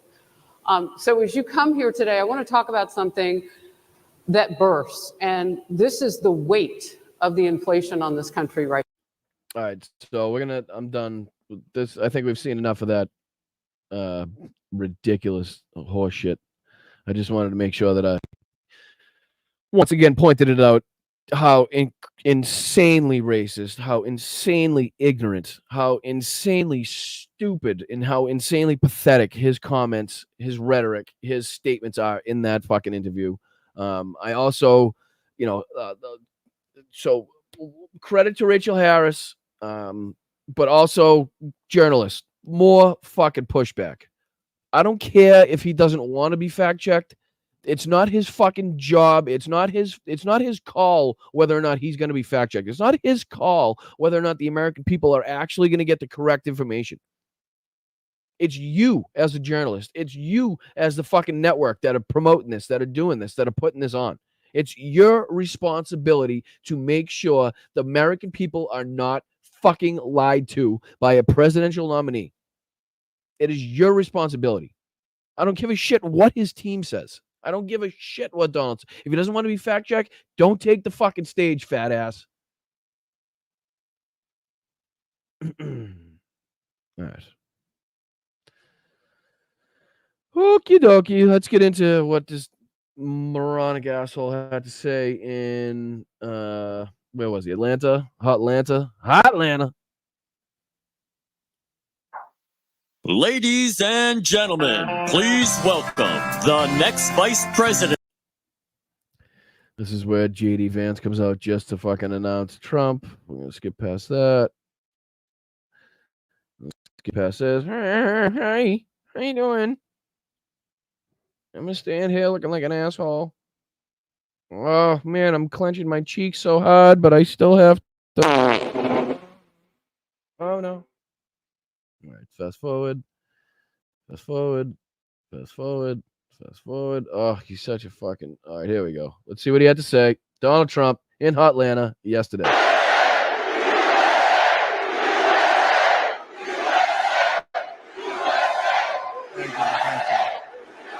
Well, thank you very much to the next Vice President of the United States, J.D. Vance. He's doing a great job. You know, they go after J.D. A great job. Can you define great job, sir? I'm just curious how you define great job. Because as far as I've seen by the numbers, he is actually the most unpopular, the most uncharismatic, the most unfucking likable vice president candidate in the history of the country. I think CNN said that in, I don't know, the last 50 years, the guy's never seen another candidate this far underwater. He's pretty much said and done everything possible to not only make himself fucking weird with the dolphin porn and the fucking couch fucking. I mean, it doesn't matter if it's true or not. It's stuck with him, and it's going to stick with him. So that's something he's going to have to contend with, whether or not it's his views on people without kids or childless cat ladies, or wanting people that do have children to somehow maybe get an extra vote and have more say in what happens in our country over people that don't have any kids, over people that may not have the ability to have children, over women that may not have the ability to have children. So therefore, they surround themselves with loving pets and loving animals. Yeah, I mean, I guess if you want the suburban women vote, it's a good way to go about it. It's a good way to go about it. You know, they go after JD. You know why? He's for the worker. He's for people that get out and they want to work. And frankly, they are people that have been taken advantage of, and he doesn't like it, and he's done great. He's done great. That's another thing, too, Rita. That's another thing. And I know it was said at the end before the interview was cut off, but in that the black journalist interview, Project 2025 was never brought up. I don't know if that was supposed to be coming in later and the interview was supposed to be an hour, whatever, but he had an hour of his time, whatever the reason was, whether he was pissed about fact checking in the beginning, that half hour was gone. So I don't know. I would think that Project 2025 would be something that you'd want to fit in there, knowing that you may not have a ton of time, being as important as it is. But again, that's just hindsight critiques. He's been everything we could have expected and much more. So, JD, thank you very much. I appreciate it. And thank you to Atlanta. I'm thrilled to be back in the great state of Georgia. I love Georgia. With thousands of proud. Has anybody found those 11,780 votes yet? Fucking Christ, I've been looking for 4 years. I love Georgia. It's one of these days you guys are going to find those votes. You're going to find the votes, 11,780, and we're going to go back and win the 2020 election. Hardworking American patriots. Crazy Kamala, ultra left, you know that. Kamala. The fact that you can't say it the same way twice or the same way every time, just it goes to show your fucking rapid mental decline and your cognitive abilities being fucking thrown right out the fucking window. You can't even say it the same way every time. She was here a week ago, lots of empty seats, but the crowd she got was because by lots of empty seats, you must mean no empty seats. Is that how we're doing it? Is that how we're playing it? It's funny that he says that and then acknowledges in this speech that there's empty seats at this rally. She had entertainers, and it all started to unfold when they started to leave about 10 minutes into the speech. No, I think you may be talking about every one of your speeches where we have video evidence of people actually leaving, not only before you talk, but while you're fucking talking too, which is the best part. While they're walking out and you're still playing on the Jumbotron and they're like, let's get the fuck out of here. I've already got my $35 off of Craigslist. I'm all set. It's very boring. I don't need entertainers. I fill the stadium because I'm making America great again. That's our entertainment. That's our entertainment, making America great again. And I have to tell you, we have thousands of people outside. And the state was terrific, but the fire marshal, I will say. Fire Marshal Phil, hey, let me tell you something. Could not have been better. Thank you to the fire marshal. But the school administration. There we go. Let's start to denigrate the school that was kind enough to let a fascist fucking rally take place on their grounds. Stopped us from getting another 500, 600, even 1,000 people in. Thousands of people were told no, and that was okay, but we could have fit another 600 people. So I don't know anything about the school. Okay, Mel. Thank you. Appreciate you. Hope I look good on the TV. Yeah, Jim Carrey. I appreciate. Yes, good call, Linz. Good call. Good call. Little Jim Carrey never hurt anybody. Mispronounces Brian. He mispronounces Colin's name on purpose. Dude, I'm telling you, I don't think if he was to mispronounce it on purpose, he would mispronounce it on purpose every single time, right? He would just consistently say Kamala as he does. But he doesn't. Sometimes he says it correctly. Sometimes he says Kamala. He just can't. He doesn't know which one. He doesn't know which one is which anymore, which is why he says he has to say that she accepts 3 ways, or there's 19 ways to say it, because if he says it differently 17 different times, that way nobody can call him out on it. He's trying to kind of cover his tracks because he knows he can't say it the same way twice, and that it's just going to look fucking ridiculous. Did I see Peter in here? Oh, thought I saw Peter. I was going to say hi.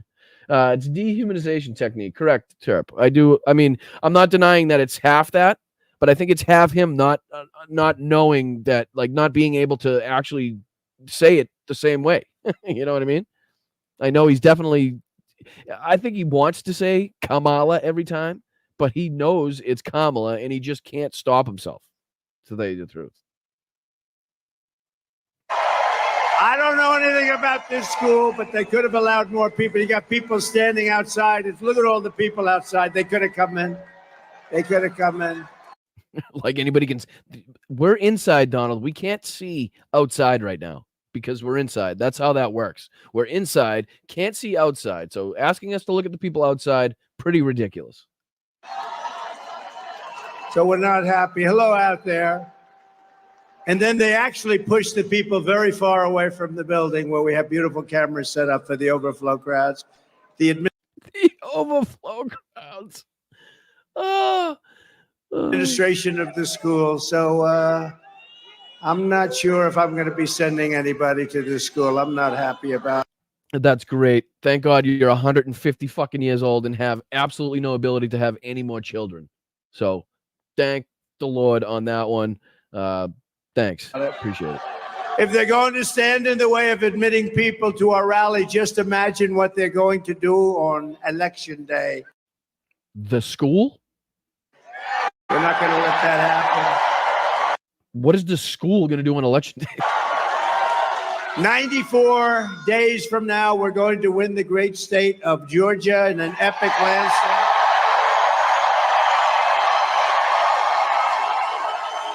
And we're going to defeat crazy Kamala. Kamala. You know, there's about 19 different ways. See? He said it right. He didn't want to say it correctly. He caught himself saying it correctly in front of his own crowd, which he knows doesn't say it correctly. So he then says it again correctly, which is when he says that there's 17 different ways to say it. So he's covering his own ass. Watch. Defeat crazy Kamala. Kamala. Kamala. Kamala. You know, there's about 19 different ways of saying it. See? He's covering his own fucking ass. He's covering his own fucking ass. We are a nation that just recently heard that Saudi Arabia and Russia will repeat your. Good timing. Good timing, Jeremy. I like that. Appreciate it. He only likes 3. Biden never even came close. Kamala, Kamala. No, it's Kamala. See? See? Came close. He still hasn't said it wrong in this whole exchange that he's trying to say it wrong. He still hasn't said it wrong. Kamala, Kamala. No, it's Kamala. You just said it 3 ways correctly. You just fucking slurred the beginning. That's all you did. What the fuck? We're going to evict this radical and incompetent administration from the White House. They're destroying our country. We're going to save our country. We're going to save our country. Yesterday, it was announced that unemployment is surging, with 350,000 Americans joining the unemployment rolls just last month. Tell you what, we could end up in a depression. We could end up in World War III and a depression. How about that? Could happen too. Under Harris-Biden policies, we now have the highest unemployment rate in 3 years. What? Excuse you? More people went to work, or more people will go to work tomorrow than ever before in the history of this country. So, Just came out yesterday. Even I was surprised. Those numbers were terrible.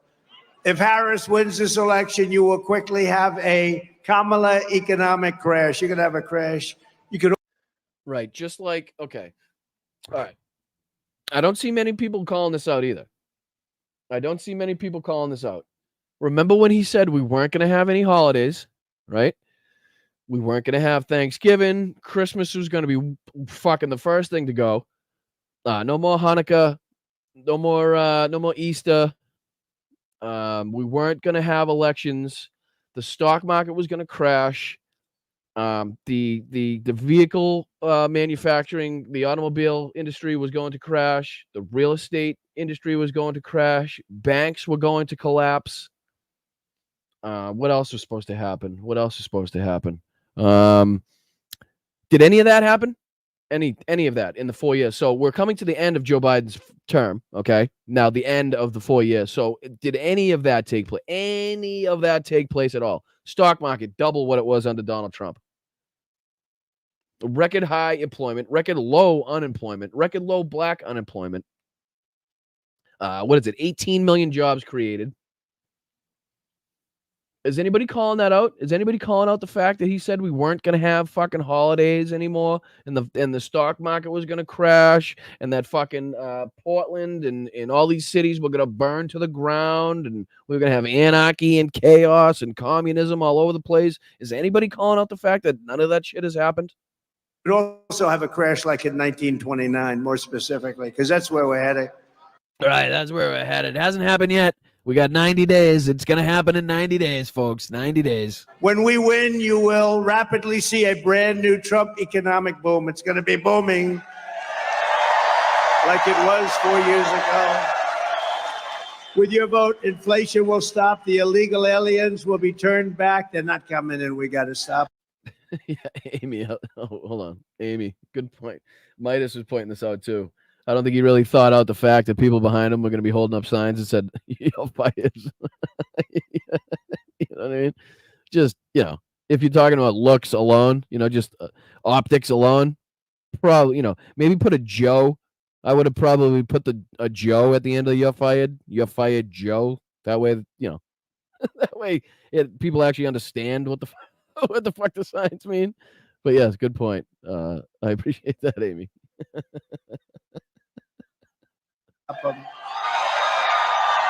And thank you to the 1,100 people that are now watching this. I do appreciate you guys. Blunt Politics. I'm Boston Brian. Regular, everyday politics podcast where we can talk about and discuss and call out the bullshit like this in a way that, you're not going to hear on the mainstream media. You're not going to hear on any of the other bigger, let's say, not mainstream media independents. But, they all say the same shit. They all have the same rhetoric. They all have the same fucking plan behind it. They all have a way that they can say things. I don't have that. I have nobody above me telling me what I can and cannot say, what I can and cannot call out. So I appreciate you tuning in. Make sure you hit that like button, share, subscribe, all that good stuff. I appreciate you guys. Thank you. Did you see where she's now saying, oh, we had a very good border. Oh, great. They had the worst border in the history of the world. It's all misinformation. That's all they're good at, that and cheating on elections. They're very good at that. The cartels will be crushed. Crime will plummet. Incomes will soar. The wars will end. And the American dream will come roaring back, bigger, better, and stronger than ever before. For Russia, not for us. For Russia, folks. I do mean Russia, not the United States. Don't want. I should have said that. Didn't say that, but I should have. Right? Yes.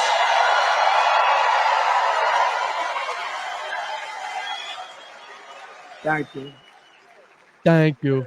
Thank you. Thank you. But with 4 more years of Kamala, the California... Said it right again. Right? Kamala, he said it right again.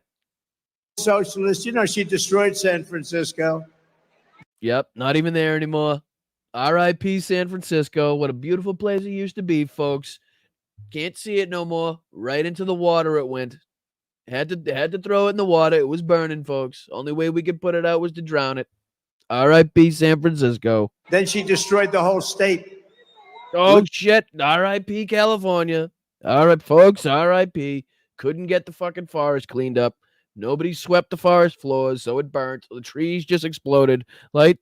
When trees fall down after a short period of time, about 18 months, they become very dry. They become really like a matchstick.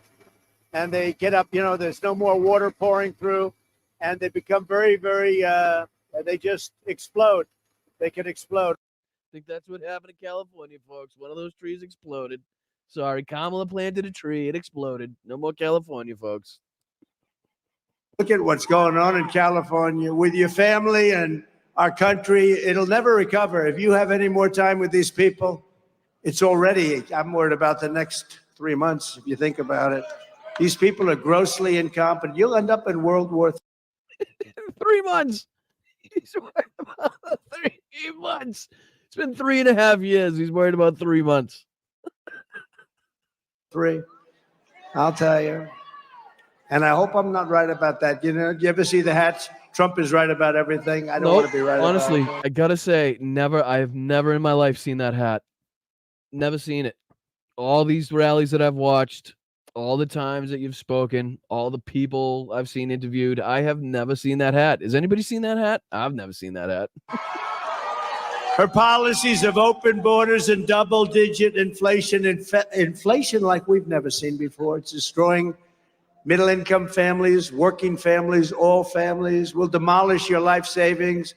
40 or 50 million illegal aliens will invade our country during the next 4 years. Oh, geez. Now, we only have to divide that by what? I don't know, maybe 100? They're in 40 or 50 million.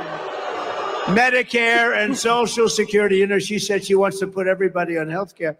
That's wonderful. It's all wonderful. First of all, they shouldn't be told to come here. Many of them were. Now it's at this moment that I could play a clip of Kamala Harris saying, "Do not come. Do not come," she said. Most of us didn't like it when she said it, but she did say it.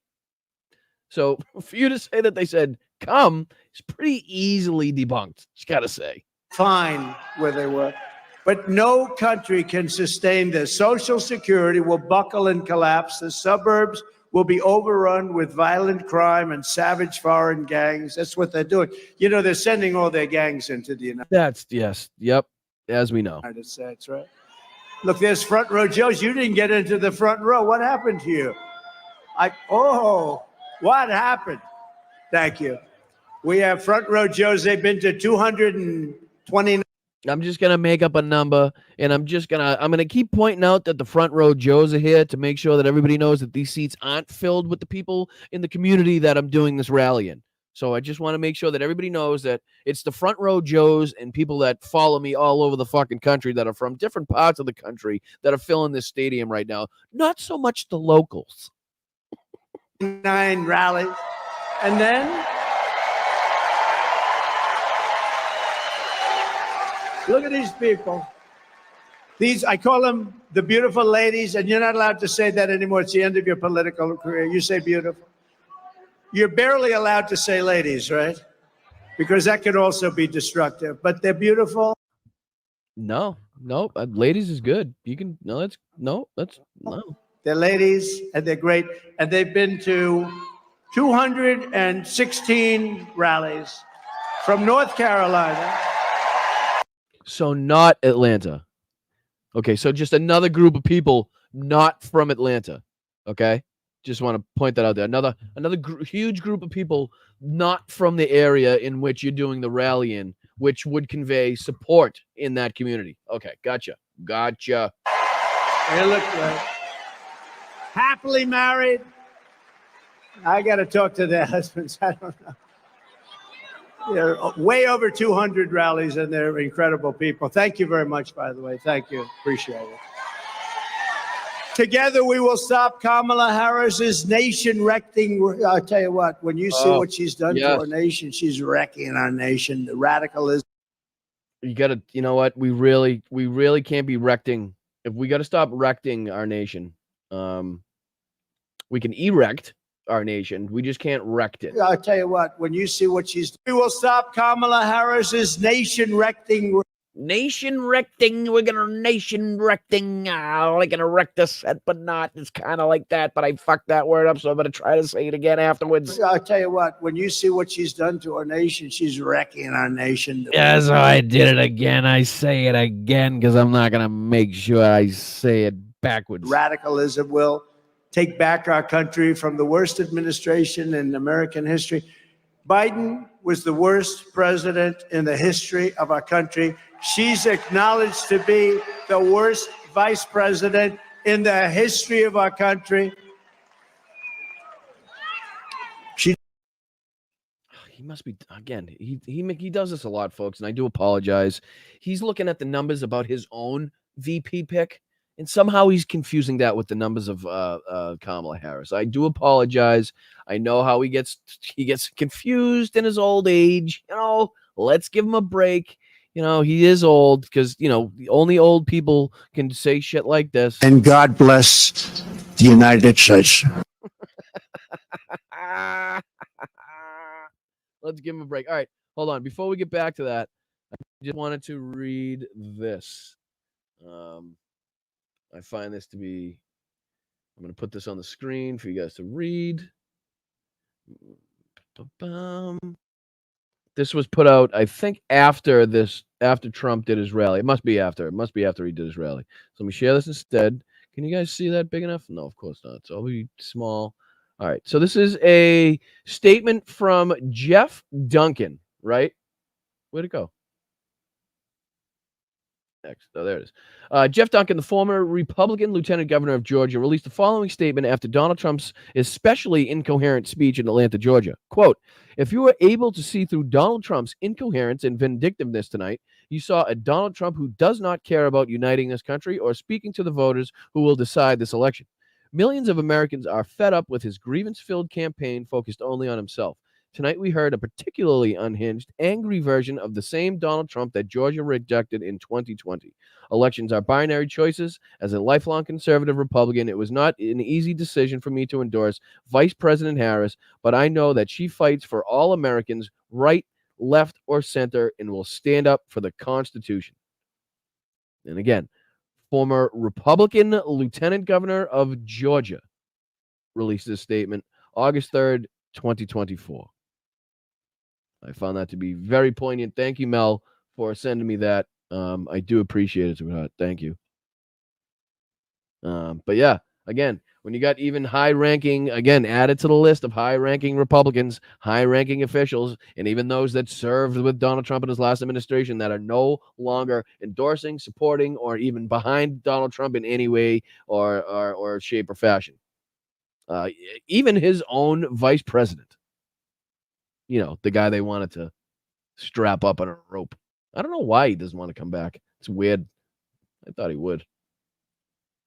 She doesn't have a clue. You know, if she doesn't have a teleprompter, she can't even speak. Did you see her the other night? They put a camera. Says the guy that bitches, whines, and complains the second his teleprompters have any issues. Says the guy who threatens not to pay his fucking equipment technique operators, whatever you fucking call them, because something happened, because there's a fucking a 97-mile-an-hour wind gust that came across the runway because you're on a fucking tarmac at some fucking municipal airport because you can't afford to do inside rallies. But now that you got your air nicked, you have to. So, God, I wonder who's paying for this shit now.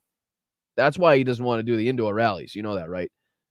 You know that's why he wants to go back to the outdoor shit, because it costs far less to do, and he doesn't have to fucking pay anywhere near what he would have to do for the inside ones. And that's just my speculation. I could be wrong on that. She can't even talk.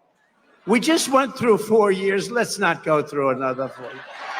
Says the guy that says she was implementing nation-wrecking policies. Can't talk. Can't talk. Oh my God. What if she talked and said shit like this? And then I see the disinfectant where it knocks it out in a minute, 1 minute. And is there a way we can do something like that by injection inside or almost a cleaning? Yeah, like a cleaning almost. Just cleaning the body with bleach, disinfectant. You just clean Our it. army manned the airport. It ran the ramparts. It took over the airports. It did everything it had to do. Yep, it did. Love those airports. In Venezuela, did you just see Maduro? Venezuela, it's unbelievable.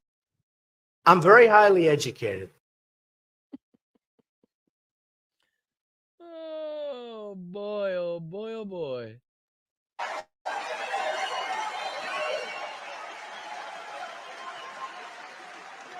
No, it's terrible. You know, by the way, I'd like to congratulate Vladimir Putin for having made yet another great deal.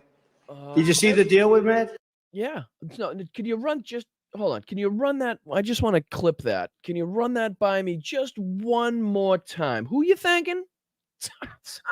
It's you know, I wanted to hear Joe Biden because he's the president of this country and actually got this deal done and got these people to come home. But I don't think that's quite what I No, heard. it's terrible. You know, by the way, I'd like to congratulate Vladimir Putin for, you know, by the way, I'd like to congratulate Vladimir Putin for having made yet another great deal.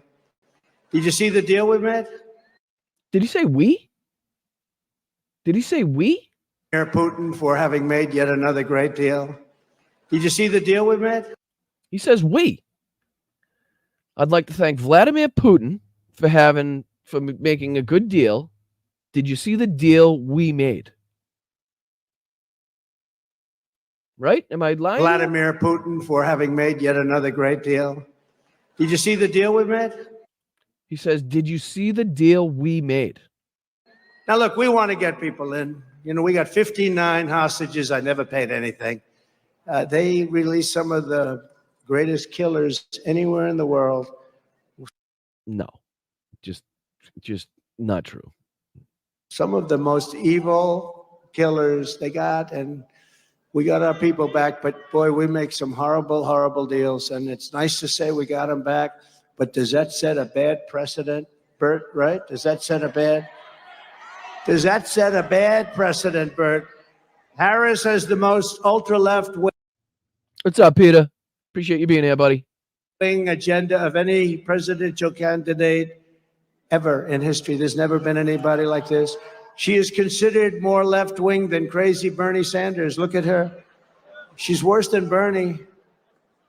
And she happens to be really a low IQ individual. Oh, that's good. There you go. Another attack on women. That should play really well into the suburban women voter base. Really does. She has a very low IQ. We don't need a low IQ.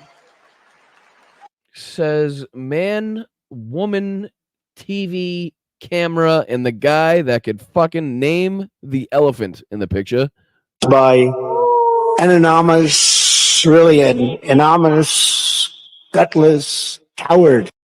You know, we don't need a low IQ because low IQ people just cannot find the right words. They just do not have the extensive vocabulary to find the correct words sometimes. I hope they now go and take a look at the oranges of the investigation, the beginnings of that investigation. The Mueller report, I wish, covered the oranges, how it started. Yeah, me too. Me too. Sometimes you just can't get that word out when you want it. You know what I mean? Or if you're trying to speak extemporaneously about something that you know absolutely nothing about, it sounds kind of like this. You know what uranium is, right? It's a thing called nuclear weapons and other things. Like lots of things are done with uranium, including some bad things.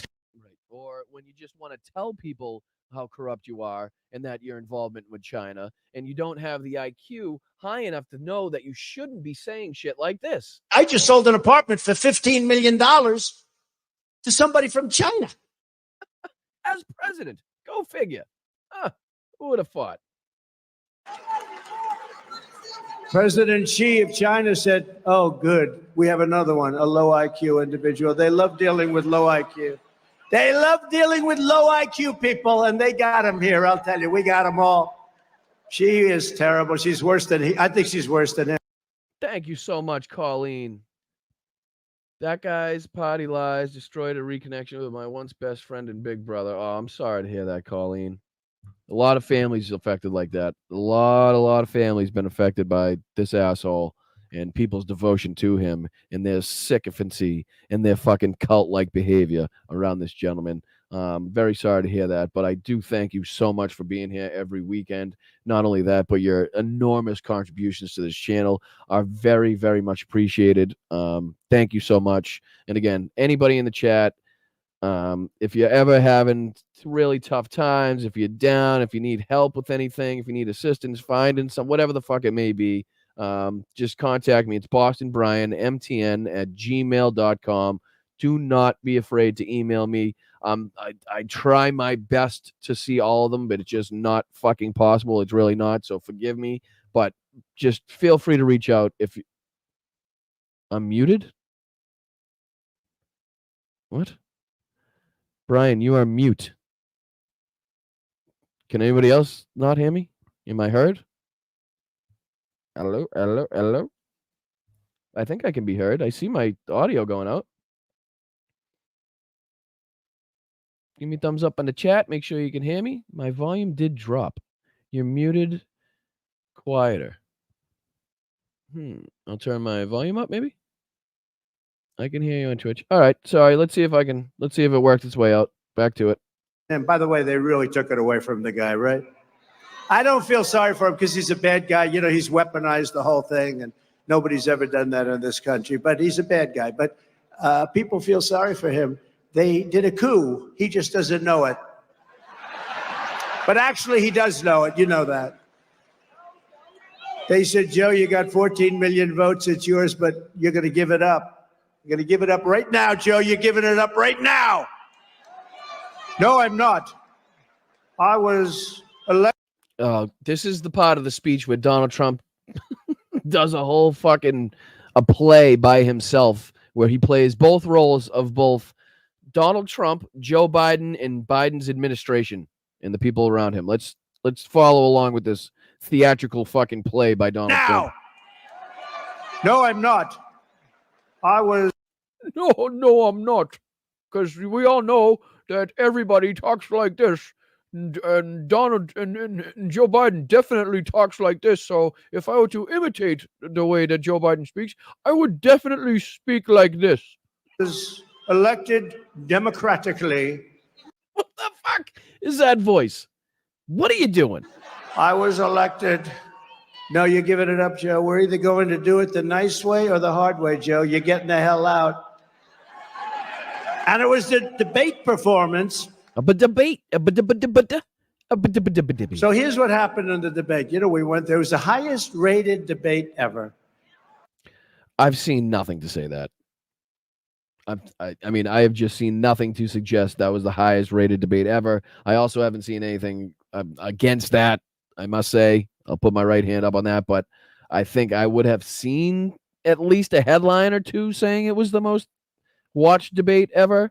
Does anybody in the chat know if that may be true? I can't even believe I'm asking because I guarantee it's not. And which was a great compliment.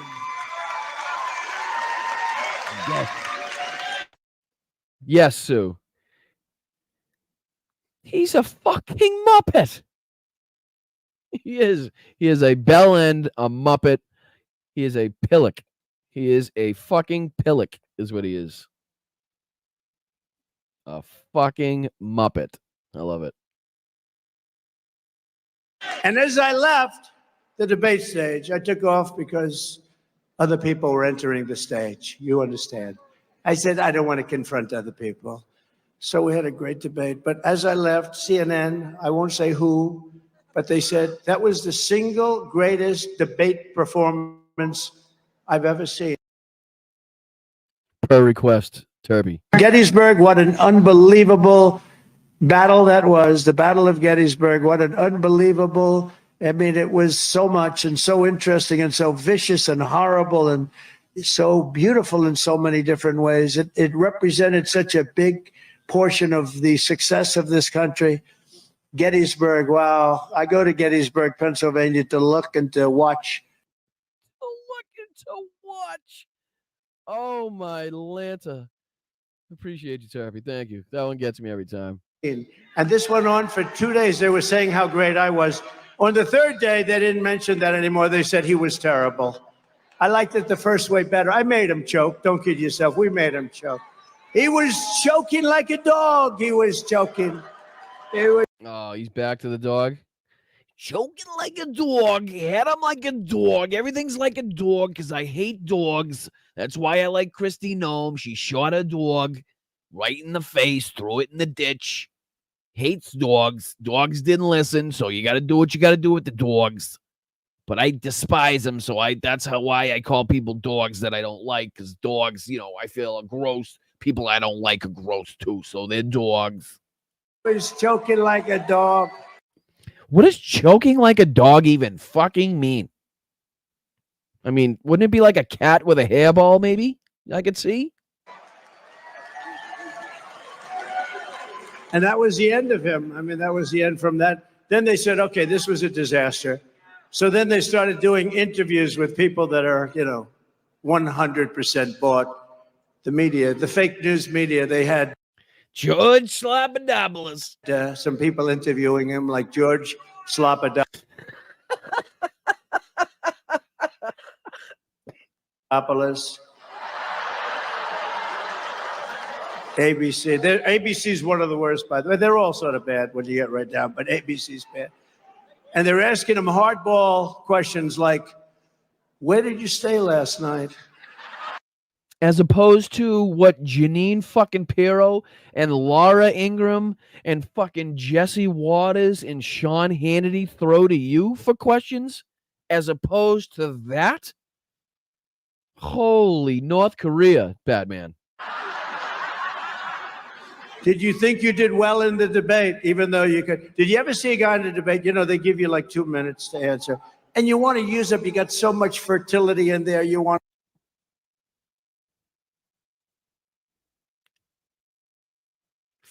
Fertility? Fertility. You have so much fertility in there? I mean, maybe my IQ is not high enough to understand what fertility means in that situation. They give you like 2 minutes to answer, and you want to use up, you got so much fertility in.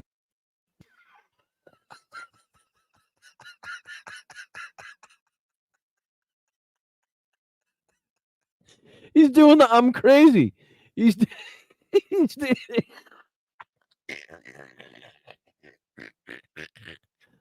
watch, he does the I'm crazy. He does the debate, they give you like 2 minutes to answer, and you want to use up, you got so much fertility in there, you want to use up.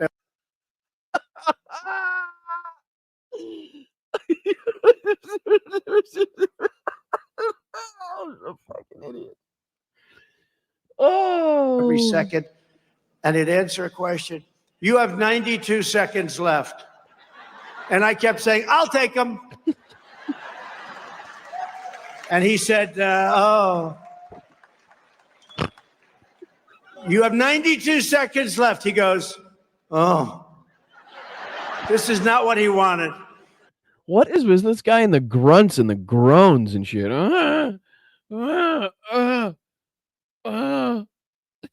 He loves groaning. He left a lot of time on the board. But I went right down to the last second. I didn't want to go a little bit over because I know they'd cut me. They would have cut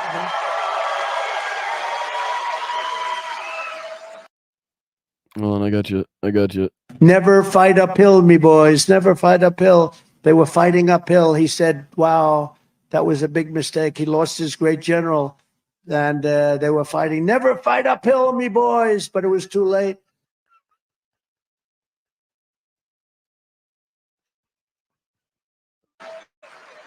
But they were very fair, actually, CNN, shockingly, honestly. They were very fair. They want to do another one. You know, we're doing one with Fox if she shows up. I don't think she's going to show up. She can't talk. She can read a teleprompter. I'd give her about a 6 on a scale of 10, 6. For talking, I'd give her less than a 1. We need people that can talk. Kamala pledged to give free taxpayer-funded health care to all illegal aliens. How do you like that idea?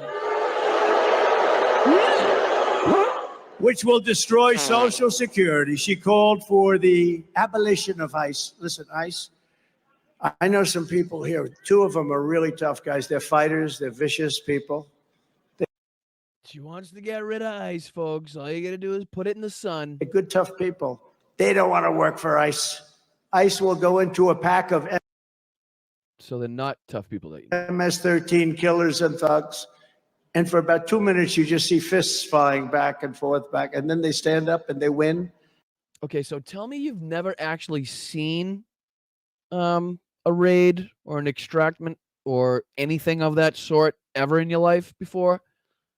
This isn't a fucking Looney Tunes cartoon where they get in a fight and all you see is like a big fucking dust cloud and like arms and legs coming out and shit and like boink and zunk and doop and fucking shit coming on the screen, and then everybody just kind of like this guy just doesn't know anything but what he's seen on television.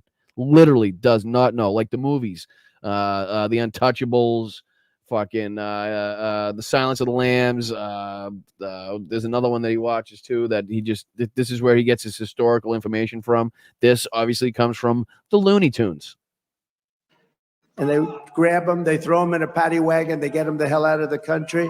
And she's calling them the equivalent of KKK, okay?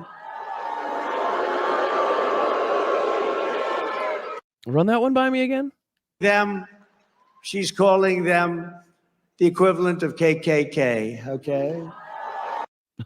Okay, he added another K. He likes it so much he had to add another K. And she loves deadly sanctuary cities. By the way, all of the things you're hearing now, she's now denying.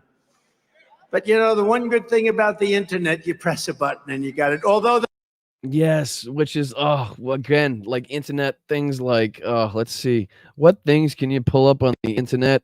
Let's see. What was his name there? Oh yeah, that's what his name was. Oh yeah, that's the guy. Yeah, that's the guy. And it's crazy because the internet is just a place where you can just freely pull shit like this up. I mean, it just really shouldn't be this easy to do. Let's see. Yeah. Yeah. This is what the internet can do, folks. Let me get my name out of the way so you can see it, see what the internet can do in all its full glory. Nope, didn't want to put that back up. But this is what the internet can do, folks. Just thank God for the internet, right? What do you say? What do you say? Thank God for the internet. What would we do without the internet? You know what I mean? You wouldn't be able to see shit like that. You couldn't do it. Or, this.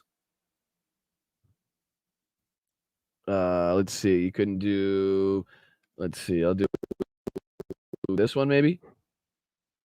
Yeah, let's do this one. Let's do this one because there's just so many to choose from on the internet nowadays, because it is the internet and this is what we do, It's just look at all these pictures of fucking Trump and Jeffrey Epstein together. Oof, there's Ghislaine Maxwell. There they are again with his wife. Oh, the trio. It's the trio, the hat trick right there, as we call it. We call it the hat trick.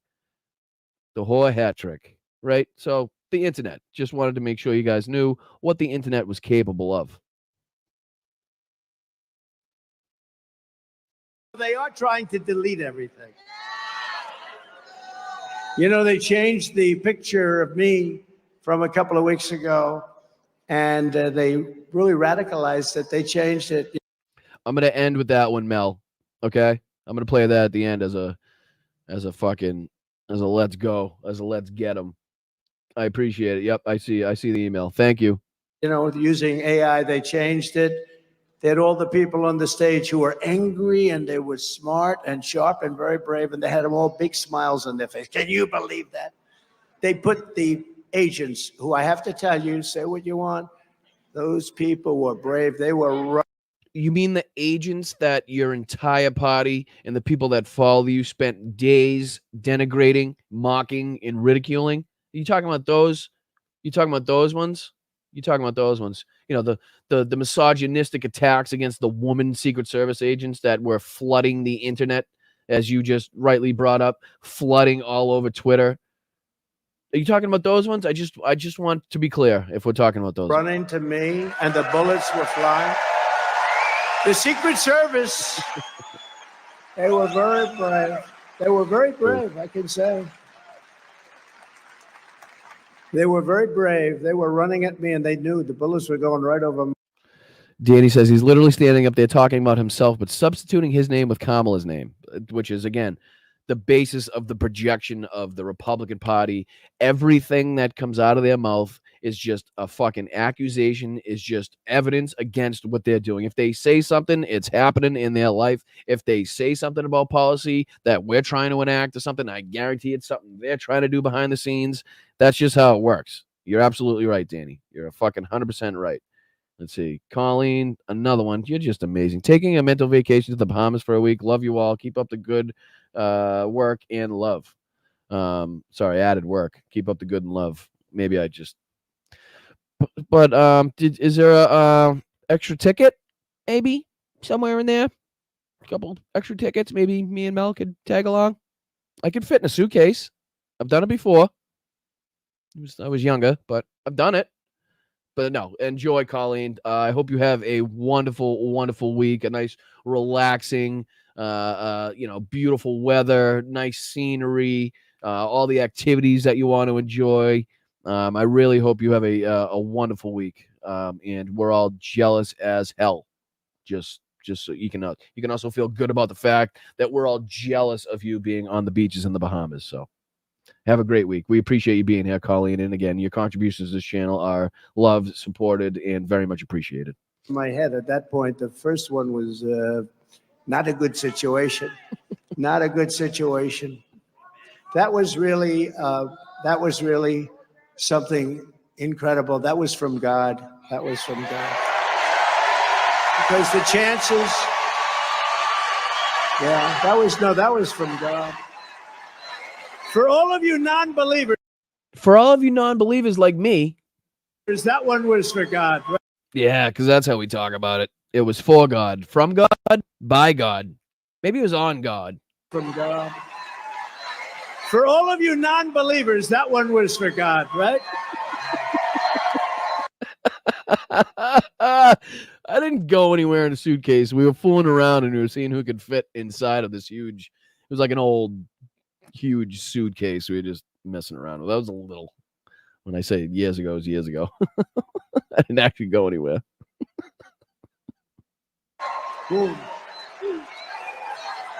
That was a close one.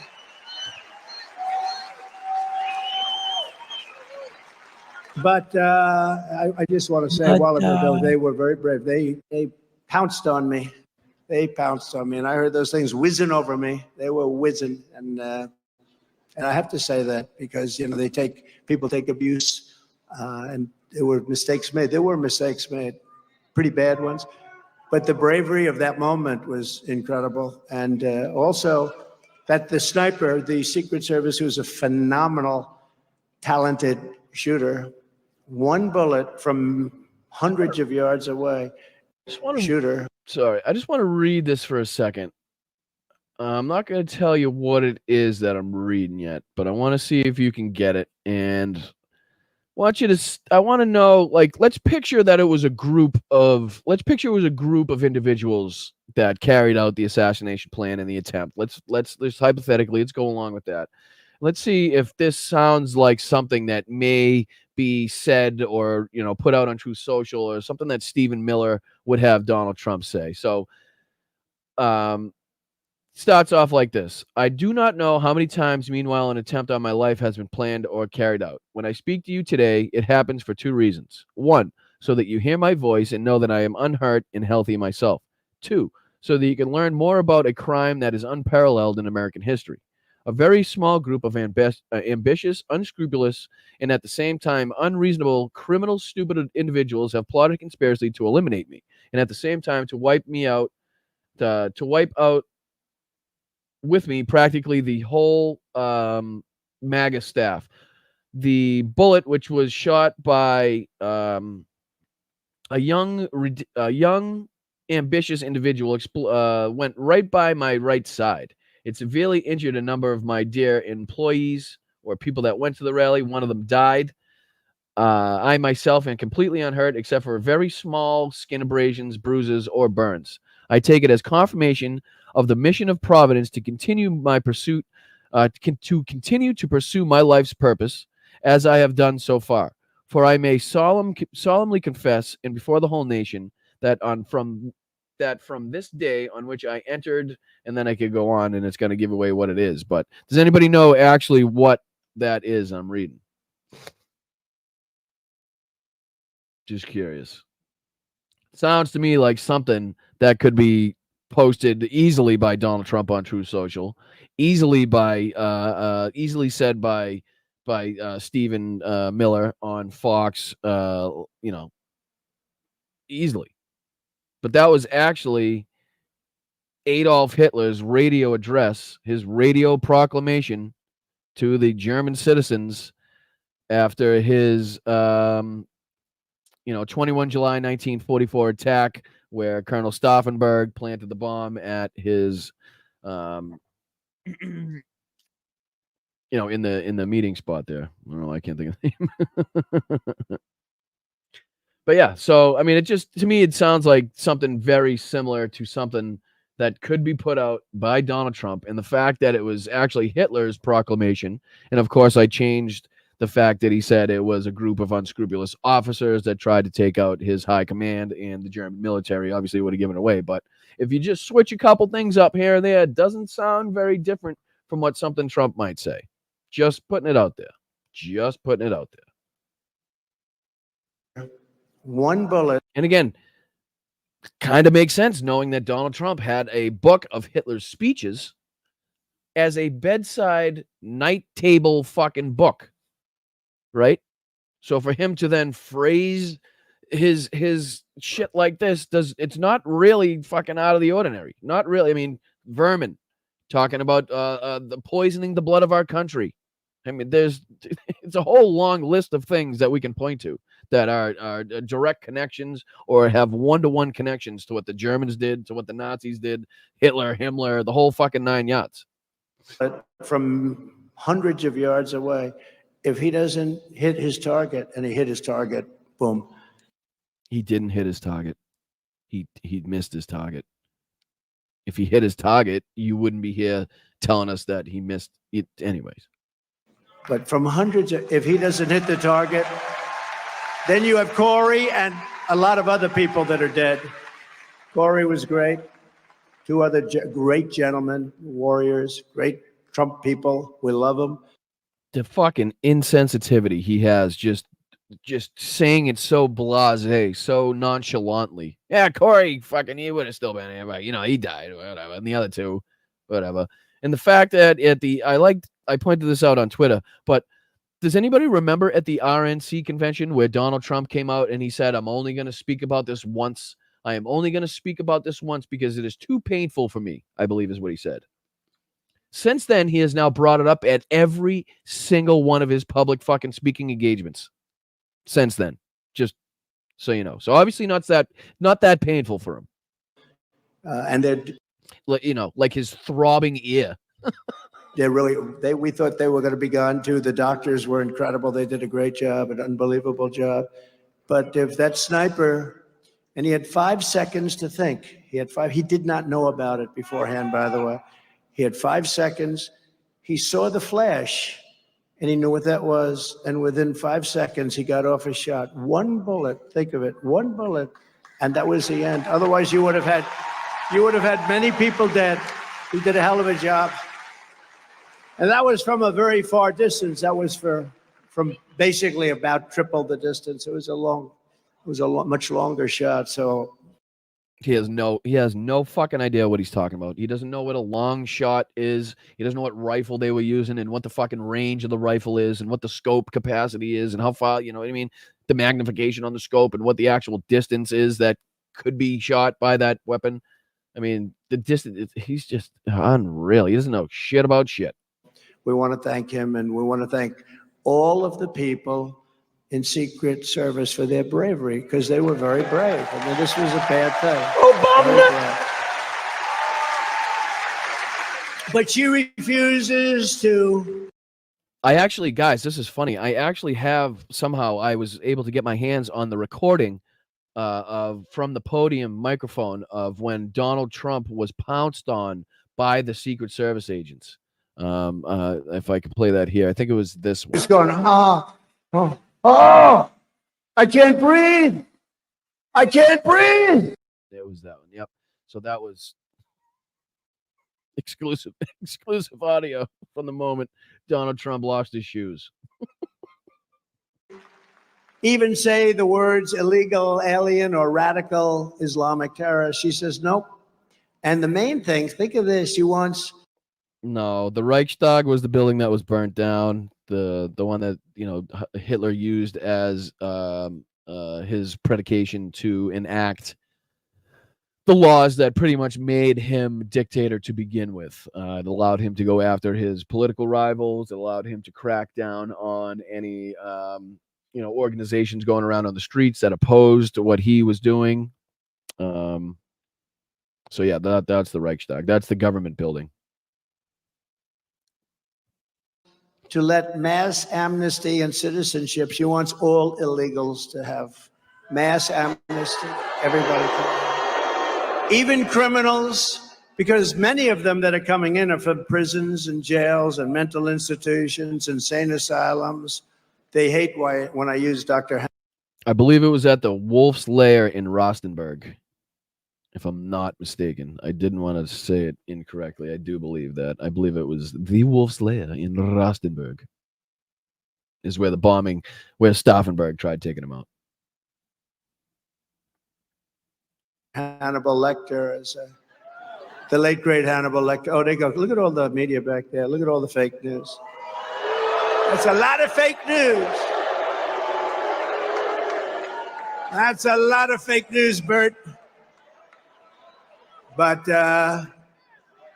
she doesn't want to get involved. Look, here's a story. When a politician says something young in life, that's where they are. Right, okay. Now, let's see if we can put that to the test. Trump. Let's see here. What they say early, remember that. Keep that in mind. What they say earlier in life is what they actually believe, okay? Let's just see if I can, is this what I want? Nope, that's not what I want. Let's see here. Maybe this one. There it is, right? Share this instead. Can you see it? Make sure you can see it. You can see it. And we're going to play. Oh, don't tell me you're going to get a fucking commercial. I don't like ads. Come on. Come on. Play. Wow. Wonderful. Okay. I see what you're going to do. I see how you're playing with me today. I see how it's going. Try it again. What about this one? Any day now. Any day now. All right, that's obviously not going to work. I'm going to get it. I'm going to get it. Everything President Trump has said about the President Trump has said the tweets the government will not allow. I don't want to do the whole thing. I just want the one. There was that one good clip that he had where he had several moments where he says he's against gay marriage. That was the clip I was just about to play, but for some reason it doesn't want to work for me. Come on. Where is it? This one. No, that's where he says he's pro-choice, which obviously, again, like I said, what he said back in the day is what he wants, which, all right, well, obviously I'm not going to find it. Trump It should be. All right, fuck it. Well, anyway, he's got clips where he says he's totally against gay marriage. Sorry if I can't find it on the spot right now, but he does have it for you to look up whenever you so choose after the show. And you can hear it right out of his own mouth. Don't have to take my word for it. You can listen to the man say it himself. That's what they believe in. Defund the police, all the things that she said. That's where she would go if she ever got the chance. She's never going to get the chance. Our country will be destroyed. She's worse than Biden. She's worse than Bernie Sanders. She's Bernie Sanders, but not as smart. Again, there we go. Again, if we're not going to, we attack her in intelligence. We're going to attack her gender. We're also going to attack her race. And somehow we think that's going to be a winning fucking message to the American people. That's the way I view her. I said she's a dumb version of Bernie Sanders and actually further left than him. She supports mandatory gun confiscation. I'm sure you wouldn't mind that. Would anybody mind if they came into your house and took away your gun or your guns? Well, I'm shocked. I'm shocked to hear that. All right, Roxy did some digging. Appreciate you, Rox. Hollywood Reporter, TV ratings, Biden-Trump debate draws 51 million viewers, way below 2020. Okay, so just another one of the things that Donald Trump has claimed, debunked here on Blunt Politics. Thank you so much, Roxy, for your for digging that up, and also for your services here at Blunt Politics. We very much appreciate you. Thank you so much for that. It's awesome. We have such a fucking great chat, such a great community, such a great group of mods. Thank you, mods. Thank you, mods. We appreciate you so much. I really do.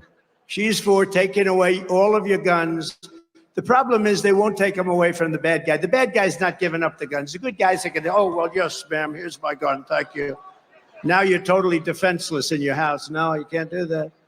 She said that a 70 to 80% tax hike is, quote, a bold idea that should be discussed. Oh, that's nice. She co-sponsored the $100 trillion Green New Scam.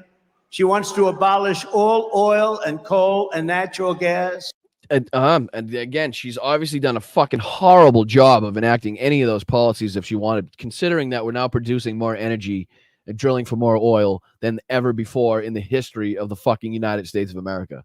Again, just you can't even make these claims. Why? Again, he's been allowed to get away with this shit for so long.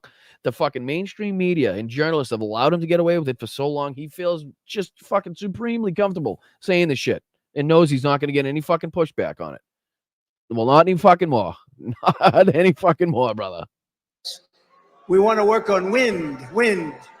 We want to have wind blowing. Wind. We want to have holy shit. Natural gas. We want to work on wind. We want to have wind blowing.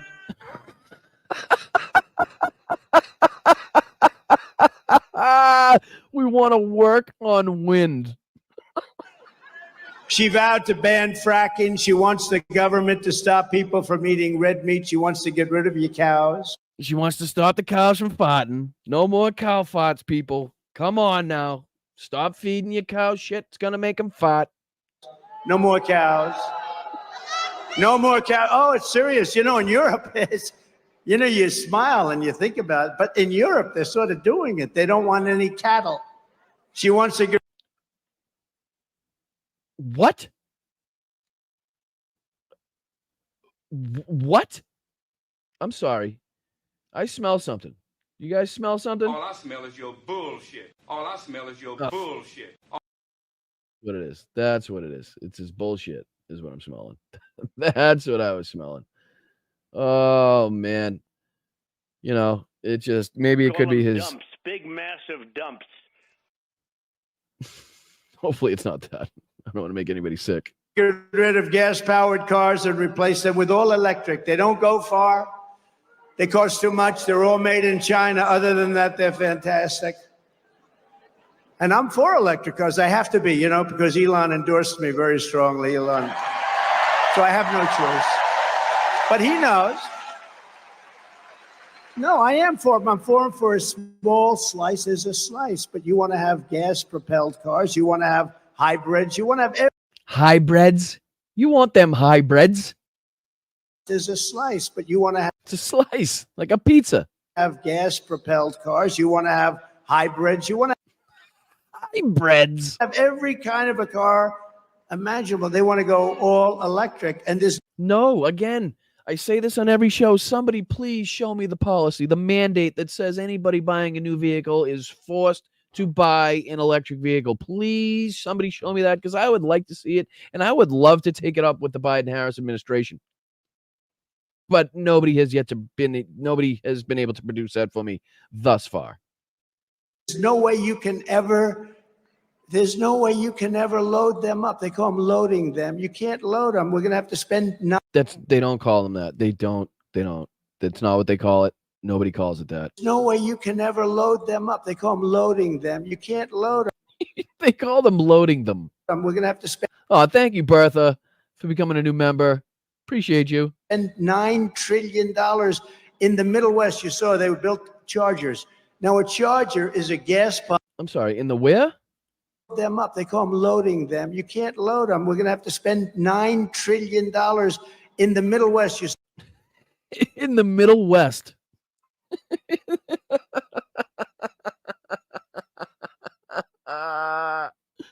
The Middle West. We all know the Middle West.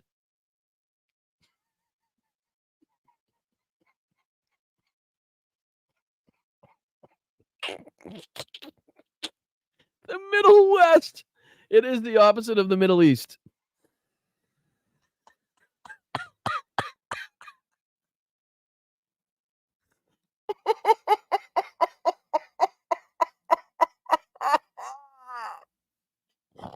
Oh, shit. One more time. One more time.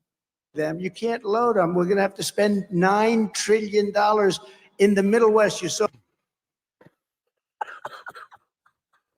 they built chargers. Now a charger is a gas pump with electricity come through it. Is that good? So Good description. Great description. It's a gas pump with electricity going through it.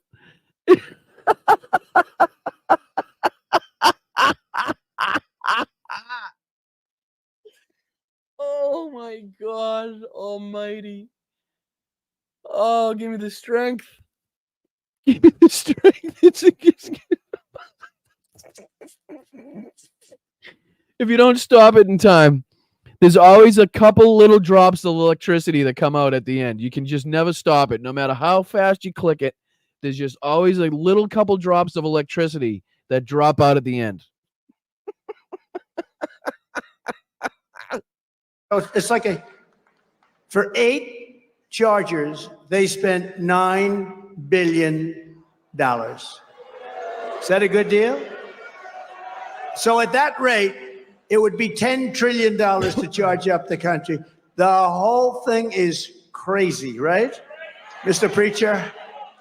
She wants to get rid of 2 very special words to me. And I came up with this because I noticed when you went into stores, I used to go into stores. Now I wouldn't want to go into stores because they have everything under lock and key.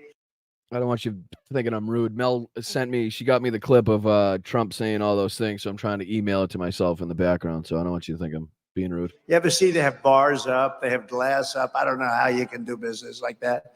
I'd like to buy a toothpaste, please. Oh, wait till the clerk comes. 25 minutes. They open this heavy glass armored door. How the hell do you make money doing that? It used to be that if somebody robbed your store, you would be very tough about it, right? Now, Kamala started this. Anything under $1,000, you can do whatever you want. And these guys are sitting out there. You ever see them? They've got paper. Okay, you go ahead. Oh, that's over that. Drop that back. Put that.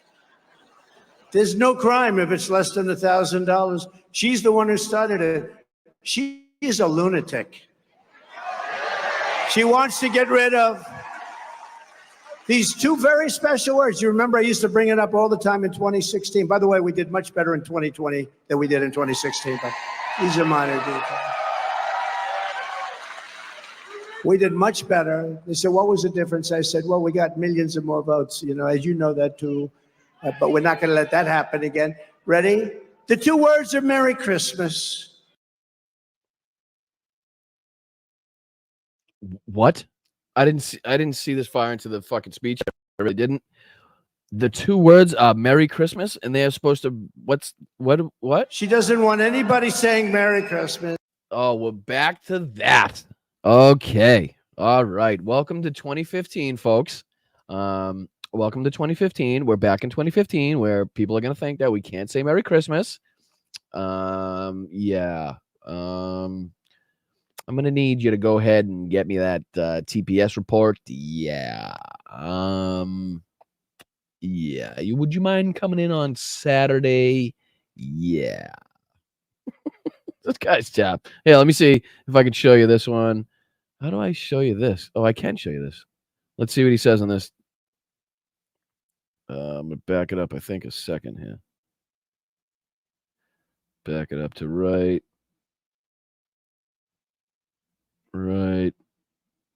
here. Where do I back it up to? Oh, here we go. All right there. Marriage equality. I am not in favor of gay marriage. Are you saying that if you become president, you might try to appoint justices to overrule the decision on same-sex marriage? I would strongly consider that, yes.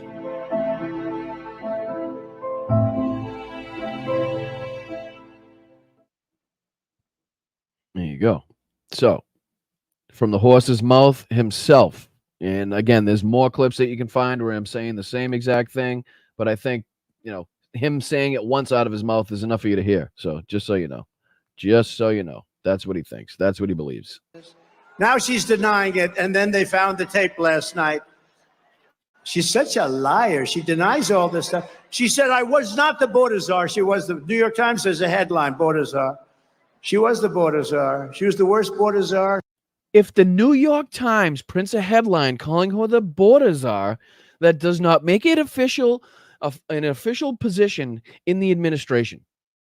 That's what the headline was calling her, not the administration. Two different things. She was the worst czar in history. Kamala's radical ideas belong in a San... Again, got the name right. In history. Kamala keeps getting the name right. Radical ideas belong in a San Francisco commune filled with far-left freaks, but they do not belong in the White House. They do not belong in the United States of America. This November, Georgia is going to tell Kamala that we will not let her turn America into a communist country. Remember I used to say, we will never be a socialist country. Well, I was right. They skipped socialism. They've got... Do you know what this says about Donald Trump, right? Do you know he's actually mocking himself and shitting on himself when he says this? Listen again. Be a socialist country. Well, I was... Listen. Kamala, that we will not let her turn America into a communist country. So he's not, he said when he first got on, he was not going to allow this to be turned into a communist country, right? Remember I used to say, we will never be a socialist country. Well, I was right. They skipped socialism. They've got... I was right. I was right. It will never be a socialist country. I'd say that. State of the Union. So he's telling you himself he was unable. This is just what go in the mind of Donald Trump. Bear with me. He was unable to stop this from becoming a communist country. And he was so unable to stop it from becoming a communist country, it went straight to socialism, which makes absolutely no sense by the use and descriptions of the word in the fucking definitions. Regardless, let's fucking throw that out the window. But he's telling you himself he failed miserably. So miserably that it skipped communism and went straight to socialism. But again, put that in your stump speech. Put that in your stump speech and smoke it, you dumb motherfucker. I said, we will not ever allow our country to be a socialist country. I was right. It's gone communist. It skipped socialism. It never stopped. The train never stopped at the socialism world. The world of socialism, not a good one, but the world of communism is many times worse. Now that they've swapped out Biden, is he going to the Democrat convention? This is a big question. I'd like to go to watch Kamala get sworn in as they ripped it away from him. They took away his presidency. What do you think Mr. Congressman? No. Excuse you? They took away his what? They took away his presidency. No. Joe Biden is currently still, to this moment in time, the president of the United States of America, the leader of the free world, and the most powerful man in the history of the planet. Right now, as we speak, as I'm doing this, Blunt Politics, make sure you like, share, subscribe, by the way. They didn't strip him of his presidency. He chose a selfless act in a moment of time where a little bit of youth, a little bit of energy and enthusiasm was needed. So what he did was, like I said, a selfless act to help this country. And we thank Joe Biden for that. We thank him for his wisdom and his knowledge and his compassion and his ability to read the situation and to understand the moment. We thank him, and which is why we're still proud to have him as president of the United States of America right now. What do you think, Mr. Congressman? You had a very good speech. Didn't he make a good speech? What do you think about ripping away their socialism there? What do you think about ripping away the guy's presidency? What do you think about ripping away their socialism? Their socialism there. Didn't he make a good speech? What do you think about ripping away their socialism there? What do you think about ripping away their socialism? What do you think about ripping away the guy's presidency, right? What do you think about ripping away the guy's presidency or something? No, it's not democracy. Remember? No, it is. That's specifically what it is. It's democracy. Hence the reason she has the proper amount of delegates to then become the nominee, because we do support the move and the decision, because she has always been on the ticket. Because the reason she's on the ticket is because she was highly qualified, highly capable of then stepping into the role of president in the United States, of the United States. If Joe Biden, say, if anything were to happen, God forbid, to Joe Biden, if we were ever put in that position, she was picked for that role specifically because she is highly qualified and more than capable of leading this fucking country. So she's always been on the ticket. Therefore, we have always backed Kamala Harris. We have always supported Kamala Harris for that role, and we have always acknowledged her ability to step into the role of presidency. Remember the words they use? They are a threat to democracy. They've been saying that about me for 7 years. I think I got shot because of that, okay? People said, he's a threat to democracy. No, I'm the one that is saving democracy. It's true. Brian is getting noticed. Nice. Uh-oh. I don't know if that's a good thing. Who's noticing? What's the notice? I don't know if I don't know. They're a threat.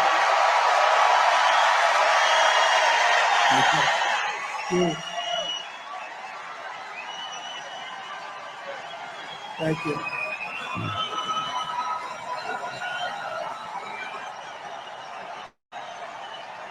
Wow. That's nice. Gotcha, moms. And listen, trolls appreciated, trolls welcome. You may actually find yourself being educated a little bit. Just if you're not finding yourself being educated a little bit, you can also look at the ease, how easy it is for us to laugh at Donald Trump, how easy it is for us to call out his bullshit. I don't know if I'd want a candidate that easily laughed at. I know Donald Trump doesn't like being laughed at. I know Donald Trump doesn't like being called weird. J.D. Vance doesn't like being called weird. But they're fucking weird. Thank you, Marjorie. No, we're saving democracy. Wow. I'm going to use that more often. I've never used that before. You know, I know I have a low IQ. I know. My IQ's nowhere near Donald Trump's, but is this a threat? Is that a threat? As they say in England, is that a threat, mate? Are you threatening me? I'm always hitting them. I should say instead, I'm going to save democracy and get a nice pickup. It is true, though. Certain phrases get amazing response, like, I will keep men out of women's sports. Now, which is how Donald Trump puts together his entire stump speech, by the reaction it gets from the crowd, not by the effectiveness it would have or any policy that it would, that he could put in place for the American people. It's basically how loud the crowd cheers for what he says. you find out I'm right. I used to use the barbells. I said, now all you have to do is look at the boxers. This young girl. And this is the moment in the speech where Donald Trump continues to perpetuate an already debunked claim of a woman boxer of a male boxer competing in a women's boxing in the Olympics, which by this moment in time had already been debunked, had already been corrected and called out. But what does Donald Trump do? And what does the rest of the people at this speech do? They continue to perpetuate this bullshit. I'm still waiting for Donald Trump Jr. to print his fucking retraction, to come out with his apology. But I haven't seen it yet. I'll await that. I'll be awaiting that. From Italy, a champion boxer. She got hit so hard she didn't know what the hell hit her. By another female boxer. It's a person that transitioned. No, it wasn't. Born as a female her fucking whole life. He was a good No, she. male boxer. She. Yeah.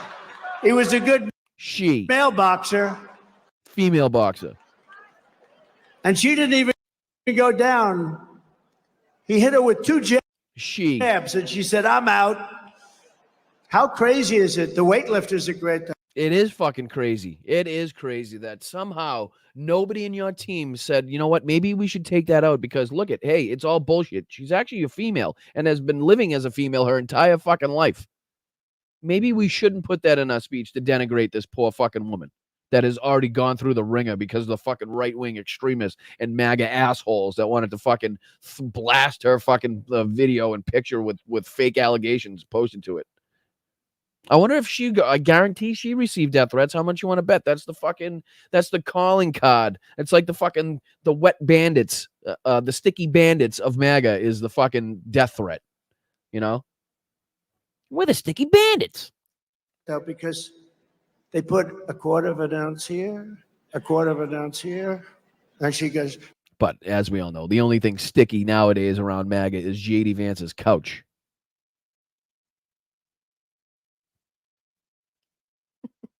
By the way, First Lady of the United States hates when I do this. Hates you. Hates you. She says it's so damn unpresidential. And now, how disrespectful is it? Let me we're going back to normal people speak here. How disrespectful would it be for your husband, for you to bring up a grievance that you have with your husband, right? Ask him nicely to not do something because of the way it looks and because of the way, it makes her look in the public eye, in the name that it gives to them. She's asking him to stop doing this so he doesn't look like an asshole. So maybe he would have an actual fucking chance to win this election. And what does he do? Not only does he not listen to his wife, not only does he totally disregard everything his wife asked and said, but he also then brings it up that she said this and that he is disrespecting and disregarding everything he said to his followers. Unreal. I said, but the people like it. Okay, and now what he's going to do is he's going to say, I don't give a shit about what my wife says. These people clap loud. I hope you got that. Fuck my wife. People clap loud is what's going on. Right, Marjorie? She doesn't like it. She's a very elegant woman. She doesn't like it. Should I do it, Marjorie? So, no, our First Lady. Oh, so you're listening to Marjorie Taylor Greene over your wife. Okay. All right. But again, you see much more of Marjorie Taylor Greene than you do your wife anyway. So I guess that makes sense. She said, your speech was great, but this weightlifting thing is so unelegant. And please don't imitate him not being able to find stairs, because every time you do it, they say it was you that couldn't find the stairs. Sure. I'm very careful because the press is among the most dishonest human beings in history. They know. Bruce knows. The great Bruce Lavelle. Stand up, Bruce. He's been with me from before I ran. He was with me in 2014, saying that guy in New York should run. He'll be a great president. All right, so we're gonna end on this. I think we got enough of his incoherence, his fucking rambling, nonsensical bullshit. I do want to end on this note, so we can go out with some enthusiasm, so we can go out with some fucking fervor, some some passion. This is what our beautiful Madam President had to say about Donald Trump and his fucking comments about her. And if he has something to say, she knows where the fuck he can say it. And she's not holding back. But he and his running mate sure seem to have a lot to say about me. And by the way, don't you find some of their stuff to just be plain weird? Well, Donald,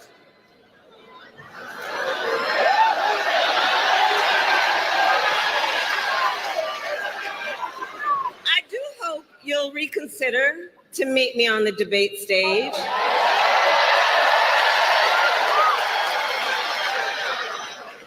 Because as the saying goes, if you got something to say, say it to my face. Let's go. Let's fucking go, huh? Let's fucking go. Keep sitting on your hands. Keep sitting on your hands, hand sitter. Well, the only ass you've touched in a long time is your own. So keep sitting, you chump. Yeah, I don't hear a southern accent there anywhere. And again, it's not unnormal. It's not abnormal to ingratiate yourself with people. Like when I went to Texas, when I went to fucking anywhere in the South, I threw a lot of y'alls in there just to fucking fit in. What's up, y'all? You know what I mean? What the fuck? I don't see that being I don't see that being wrong, weird. She's not trying to play herself off as a Southern woman. She's just saying hi. She's just ingratiating herself to her audience, to the people she's talking to. Gives a shit. Let's talk about the policies. Let's talk about the fucking policies. All right. That's what I want to talk about. That's what I want to get into. That's what I want to stay excited about. Right? So if he's got something to say, he can say it to her fucking face on the debate stage as he already agreed to. Instead of being a little fucking bitch and backing out and then trying to set all new parameters, all new fucking rules and regulations. Guess what? He's not the president. You know why Joe Biden set the terms? Because he's the fucking president, because he won in 2020. If Donald Trump wanted to fucking set the terms and conditions, he should have fucking won in 2020. He shouldn't have lost to a guy that, in his own words, ran from his basement. A guy that can't find his way off the stage, can't speak, can't talk, can't walk, kicked his fucking ass up and down the ballot box in 2020. And he would have done so again this year too. But instead, we now have the opportunity to watch Kamala Harris kick Donald Trump's, what's he got? She's just gonna give him a fucking little kick in the vagina. Exactly. So until next time, guys, I appreciate it. Oh, I lied. I'm lying. We got time here because I want to thank everybody. We're going to go through everybody that contributed, everybody that helped, everybody that's thrown a membership in, gifted memberships, super chats, super stickers, anybody like that. So this is when we do that in the show, because I like to be able to thank everybody. Slacks, let's fucking go, kicking it off. First contribution from Slacks. We appreciate you, brother, always being here. Kirk Stromberg with a funny ass fucking comment. Thank you so much. JD, Tony, Michael with the $50 super fucking chat. Thank you so much, Michael, for your continued contributions to this channel. Thank you for being here. Sheldon Hughes, thank you so much. Tobias being here for 5 months. Excuse me, as a member. It did fly by, actually. This is the 23rd episode of this podcast, if you can believe it or not. I never thought that it would go that quick. It's pretty cool to be here, and it's pretty cool that you guys have stuck around and we continue to have at least say 1,000 people watching in here roughly every week. For the size of my show, if you think, of other shows and how many people they have in their chat, sometimes 2,000 to 3,000, maybe 5,000 in total on their, on all platforms. But they got far more subscribers than I have. So if you do the numbers, if you do the math, where I stand for people, how many people are watching, it's a good chunk of people for the amount of subscribers I have. So I thank you very much. Tobias also gifted 20 memberships to the Boston Brian fam. Thank you so much, Tobias. Jess popping in there for 1 month. Thank you so much, Jess. I appreciate it. ERT, let's go. Hey, buddy, right back at you, my friend. Unfortunate altar boy for 2 months. Kitty K for 5 months. I am the jury. Harris 2024. We are the judge, jury, and executioner this year. Well, maybe not the executioner. Politically. We'll say politically. How about that? I don't want to get in trouble. Slacks again coming in with another $10. Oh my God. At Howard Beach. Yeah, that friggin' guy. Next time give him a bird. Give him a bird or two. Give him the fucking 2-finger salute, as Michael Cohen calls it. Cecilia, thank you so much for becoming a new member, Cecilia. We appreciate you very much. Danny coming in with a fucking $10 super chat. Absolutely love all the people in the chat supporting Brian. We have the best chat ever. Love all of you. Thank you, Brian, for doing what you're doing. We are going to make this dream a reality, and you guys have already done so. Really, just the fact that I could do more than one show or more than one podcast and have people listen and watch is pretty fucking cool. So thank you, Danny, for being here from the beginning. Lindsay, thank you so much. Surgically, get out of here. Jess, congratulations to Mel's parents. Again, just everybody, if you could just throw congratulations in the chat for Mel's parents. Fantastic people, very loving, very caring, very kind. And I strive one day to have a relationship or a marriage that is, that long lasting and fulfilling. So congratulations to you guys again. Kirk Stromberg, let's go. More like pack of protesters outside. Yes, exactly. He keeps calling them fucking supporters. They're actually protesters. Kitty K again. Support childless cat people. I do. I'm here with you. I am a childless, catless, dogless man. So this childless, catless, dogless man supports you, childless cat ladies, as always. Berkeley, let's go, brother.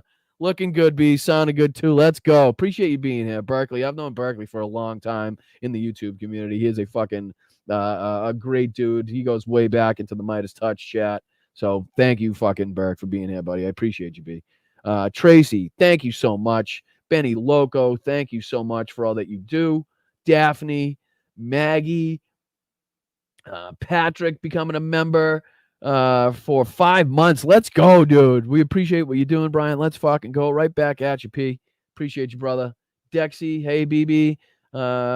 Please make sure folks understand the assignment. We support whoever Harris picks as the VP, period, full stop. Absolutely. Again, not a normal election, so we're not going to get into our airing our grievances against whatever vice presidential candidate she picks. Again, seems to me like any of the choices, any of the candidates would be fucking fantastic. So there is no bad one. Of course, we don't agree with everybody. We don't agree with all the policies from any candidate on either side of the aisle. At least speaking for myself, I don't. But now is not the time. Let's make sure that we save democracy. Let's make sure we save this country. Let's make sure we save women's rights and the ability for the LGBTQIA people to live in fucking peace and trans people to live in peace. The whole trans community. Let's make sure that these things are set in stone before we start airing our smaller grievances. So, Dexy, great point. I appreciate you. Lisa, let's go for the $4 super sticker. I appreciate you. Tracy, again, appreciate you on the haircut. Thank you, Danny.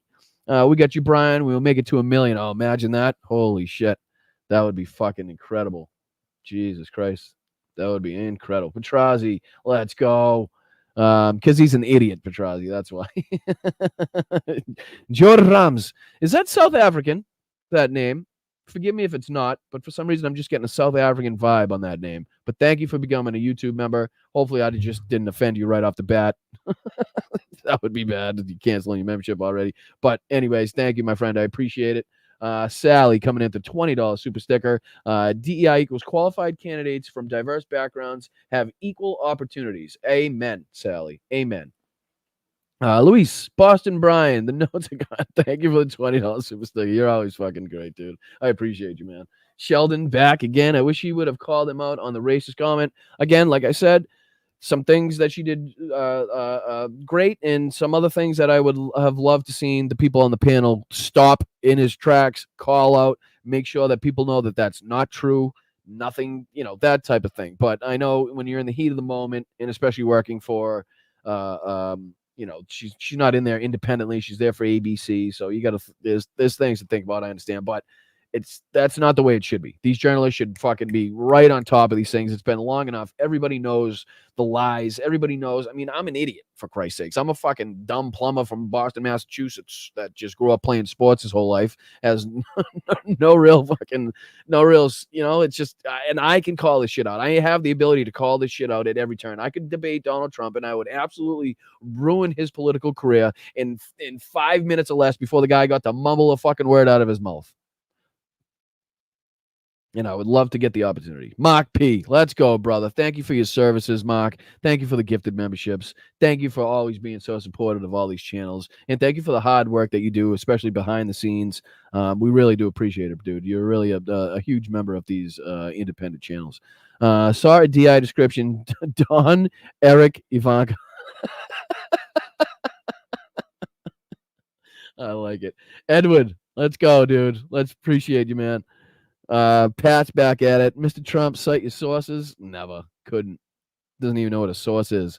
Stoneflower Dragon. I think he does it on purpose because he thinks we get triggered by his mispronunciation. But again, as you saw, he pronounces it correctly more than he mispronounces it. At least he did in this instance. You know what I mean? Foggy, thank you so much for the $2 super sticker. Mel coming in. Oh, let's go, Mel. Let's make Election Day our favorite holiday and vote this racist fuck into oblivion. That might have to be, I might have to put that on my headstone. I love it. Perfect. Absolutely. Well said. Holly B., thank you for becoming a new member. Stoneflower Dragon again. First he was white, then he was orange. Somebody should look into that. Fucking beautiful comment right there. Danny coming in again. I truly do not understand how someone can listen to this incoherent babble and go, oh, he's great. He's a great man. It takes a lot. It takes a lot.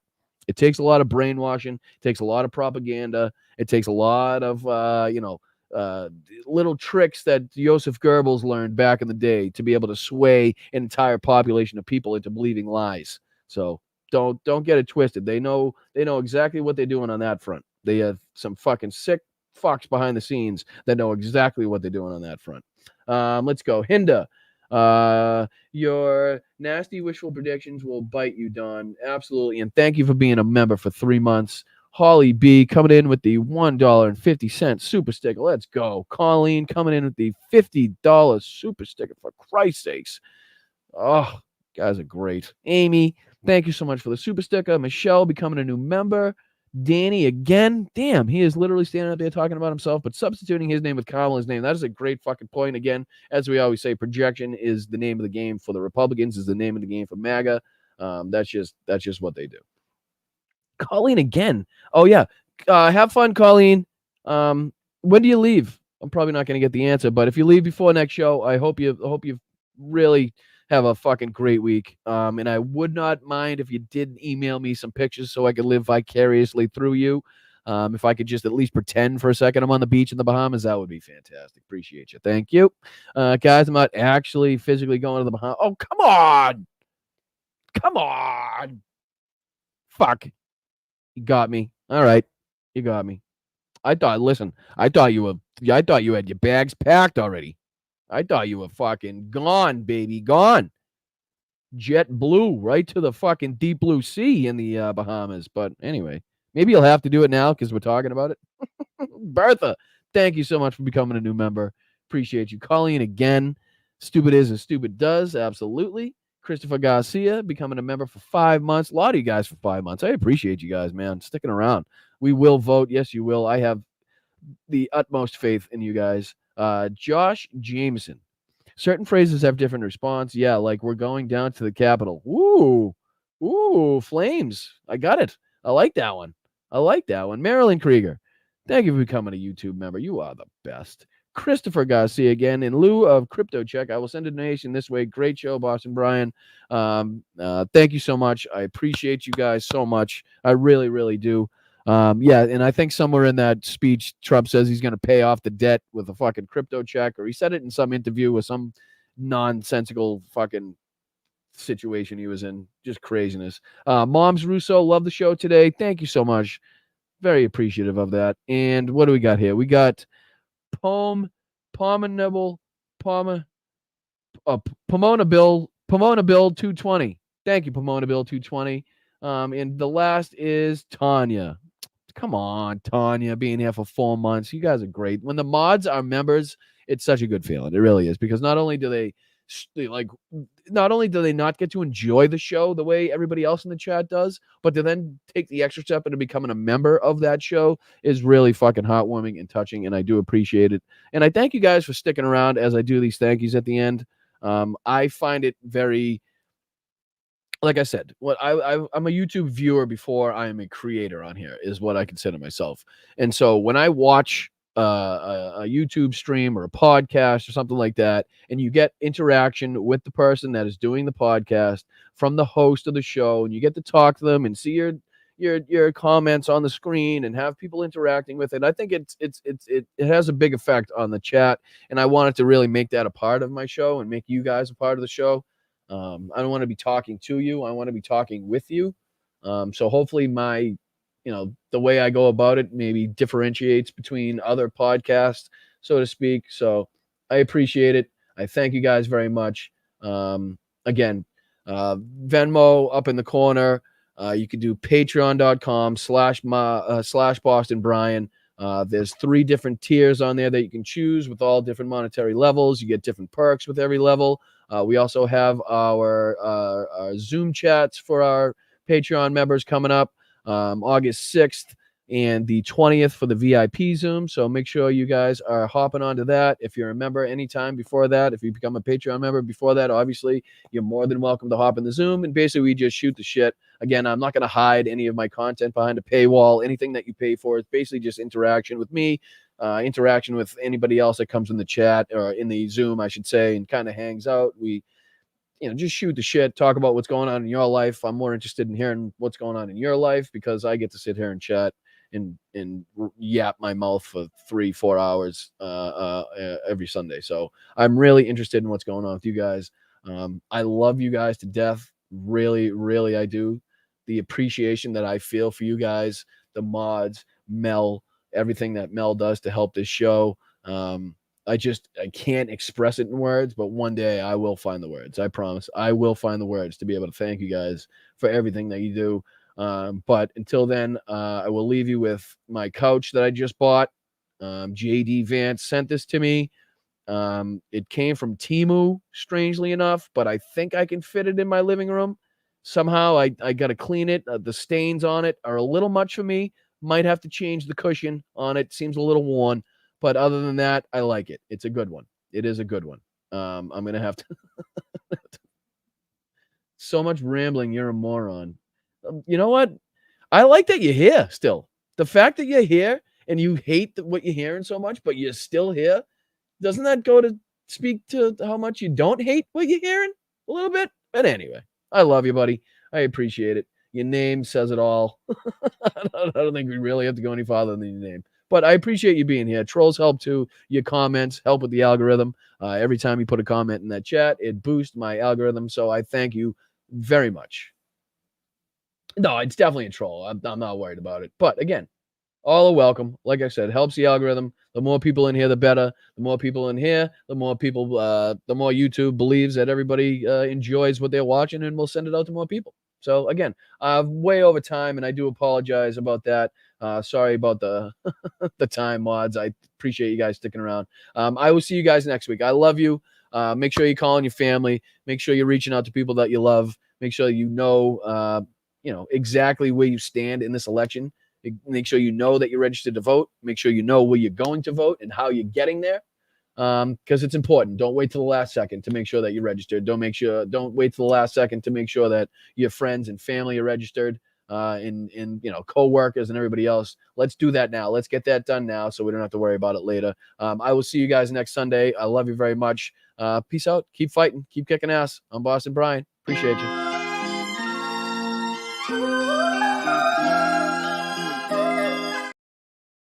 I lied. I got to thank Peter. I missed something. Who'd I miss? What'd I miss? Oh, there he is. He got it at the last second. At the last second. Peter, as always, my man. Appreciate you, dude. Thank you so much. Oh, Benny Loco snuck one in too. Happy Sunday, all you YouTubies. Let's go. Let's do this. Appreciate you, Benny Loco. Thank you, guys. I will see you guys next week, as always, right here, same time, same place. Pull on Politics. I'm Boston Brian. You guys have a great rest of your weekend. I think it's pouring out here. I don't know.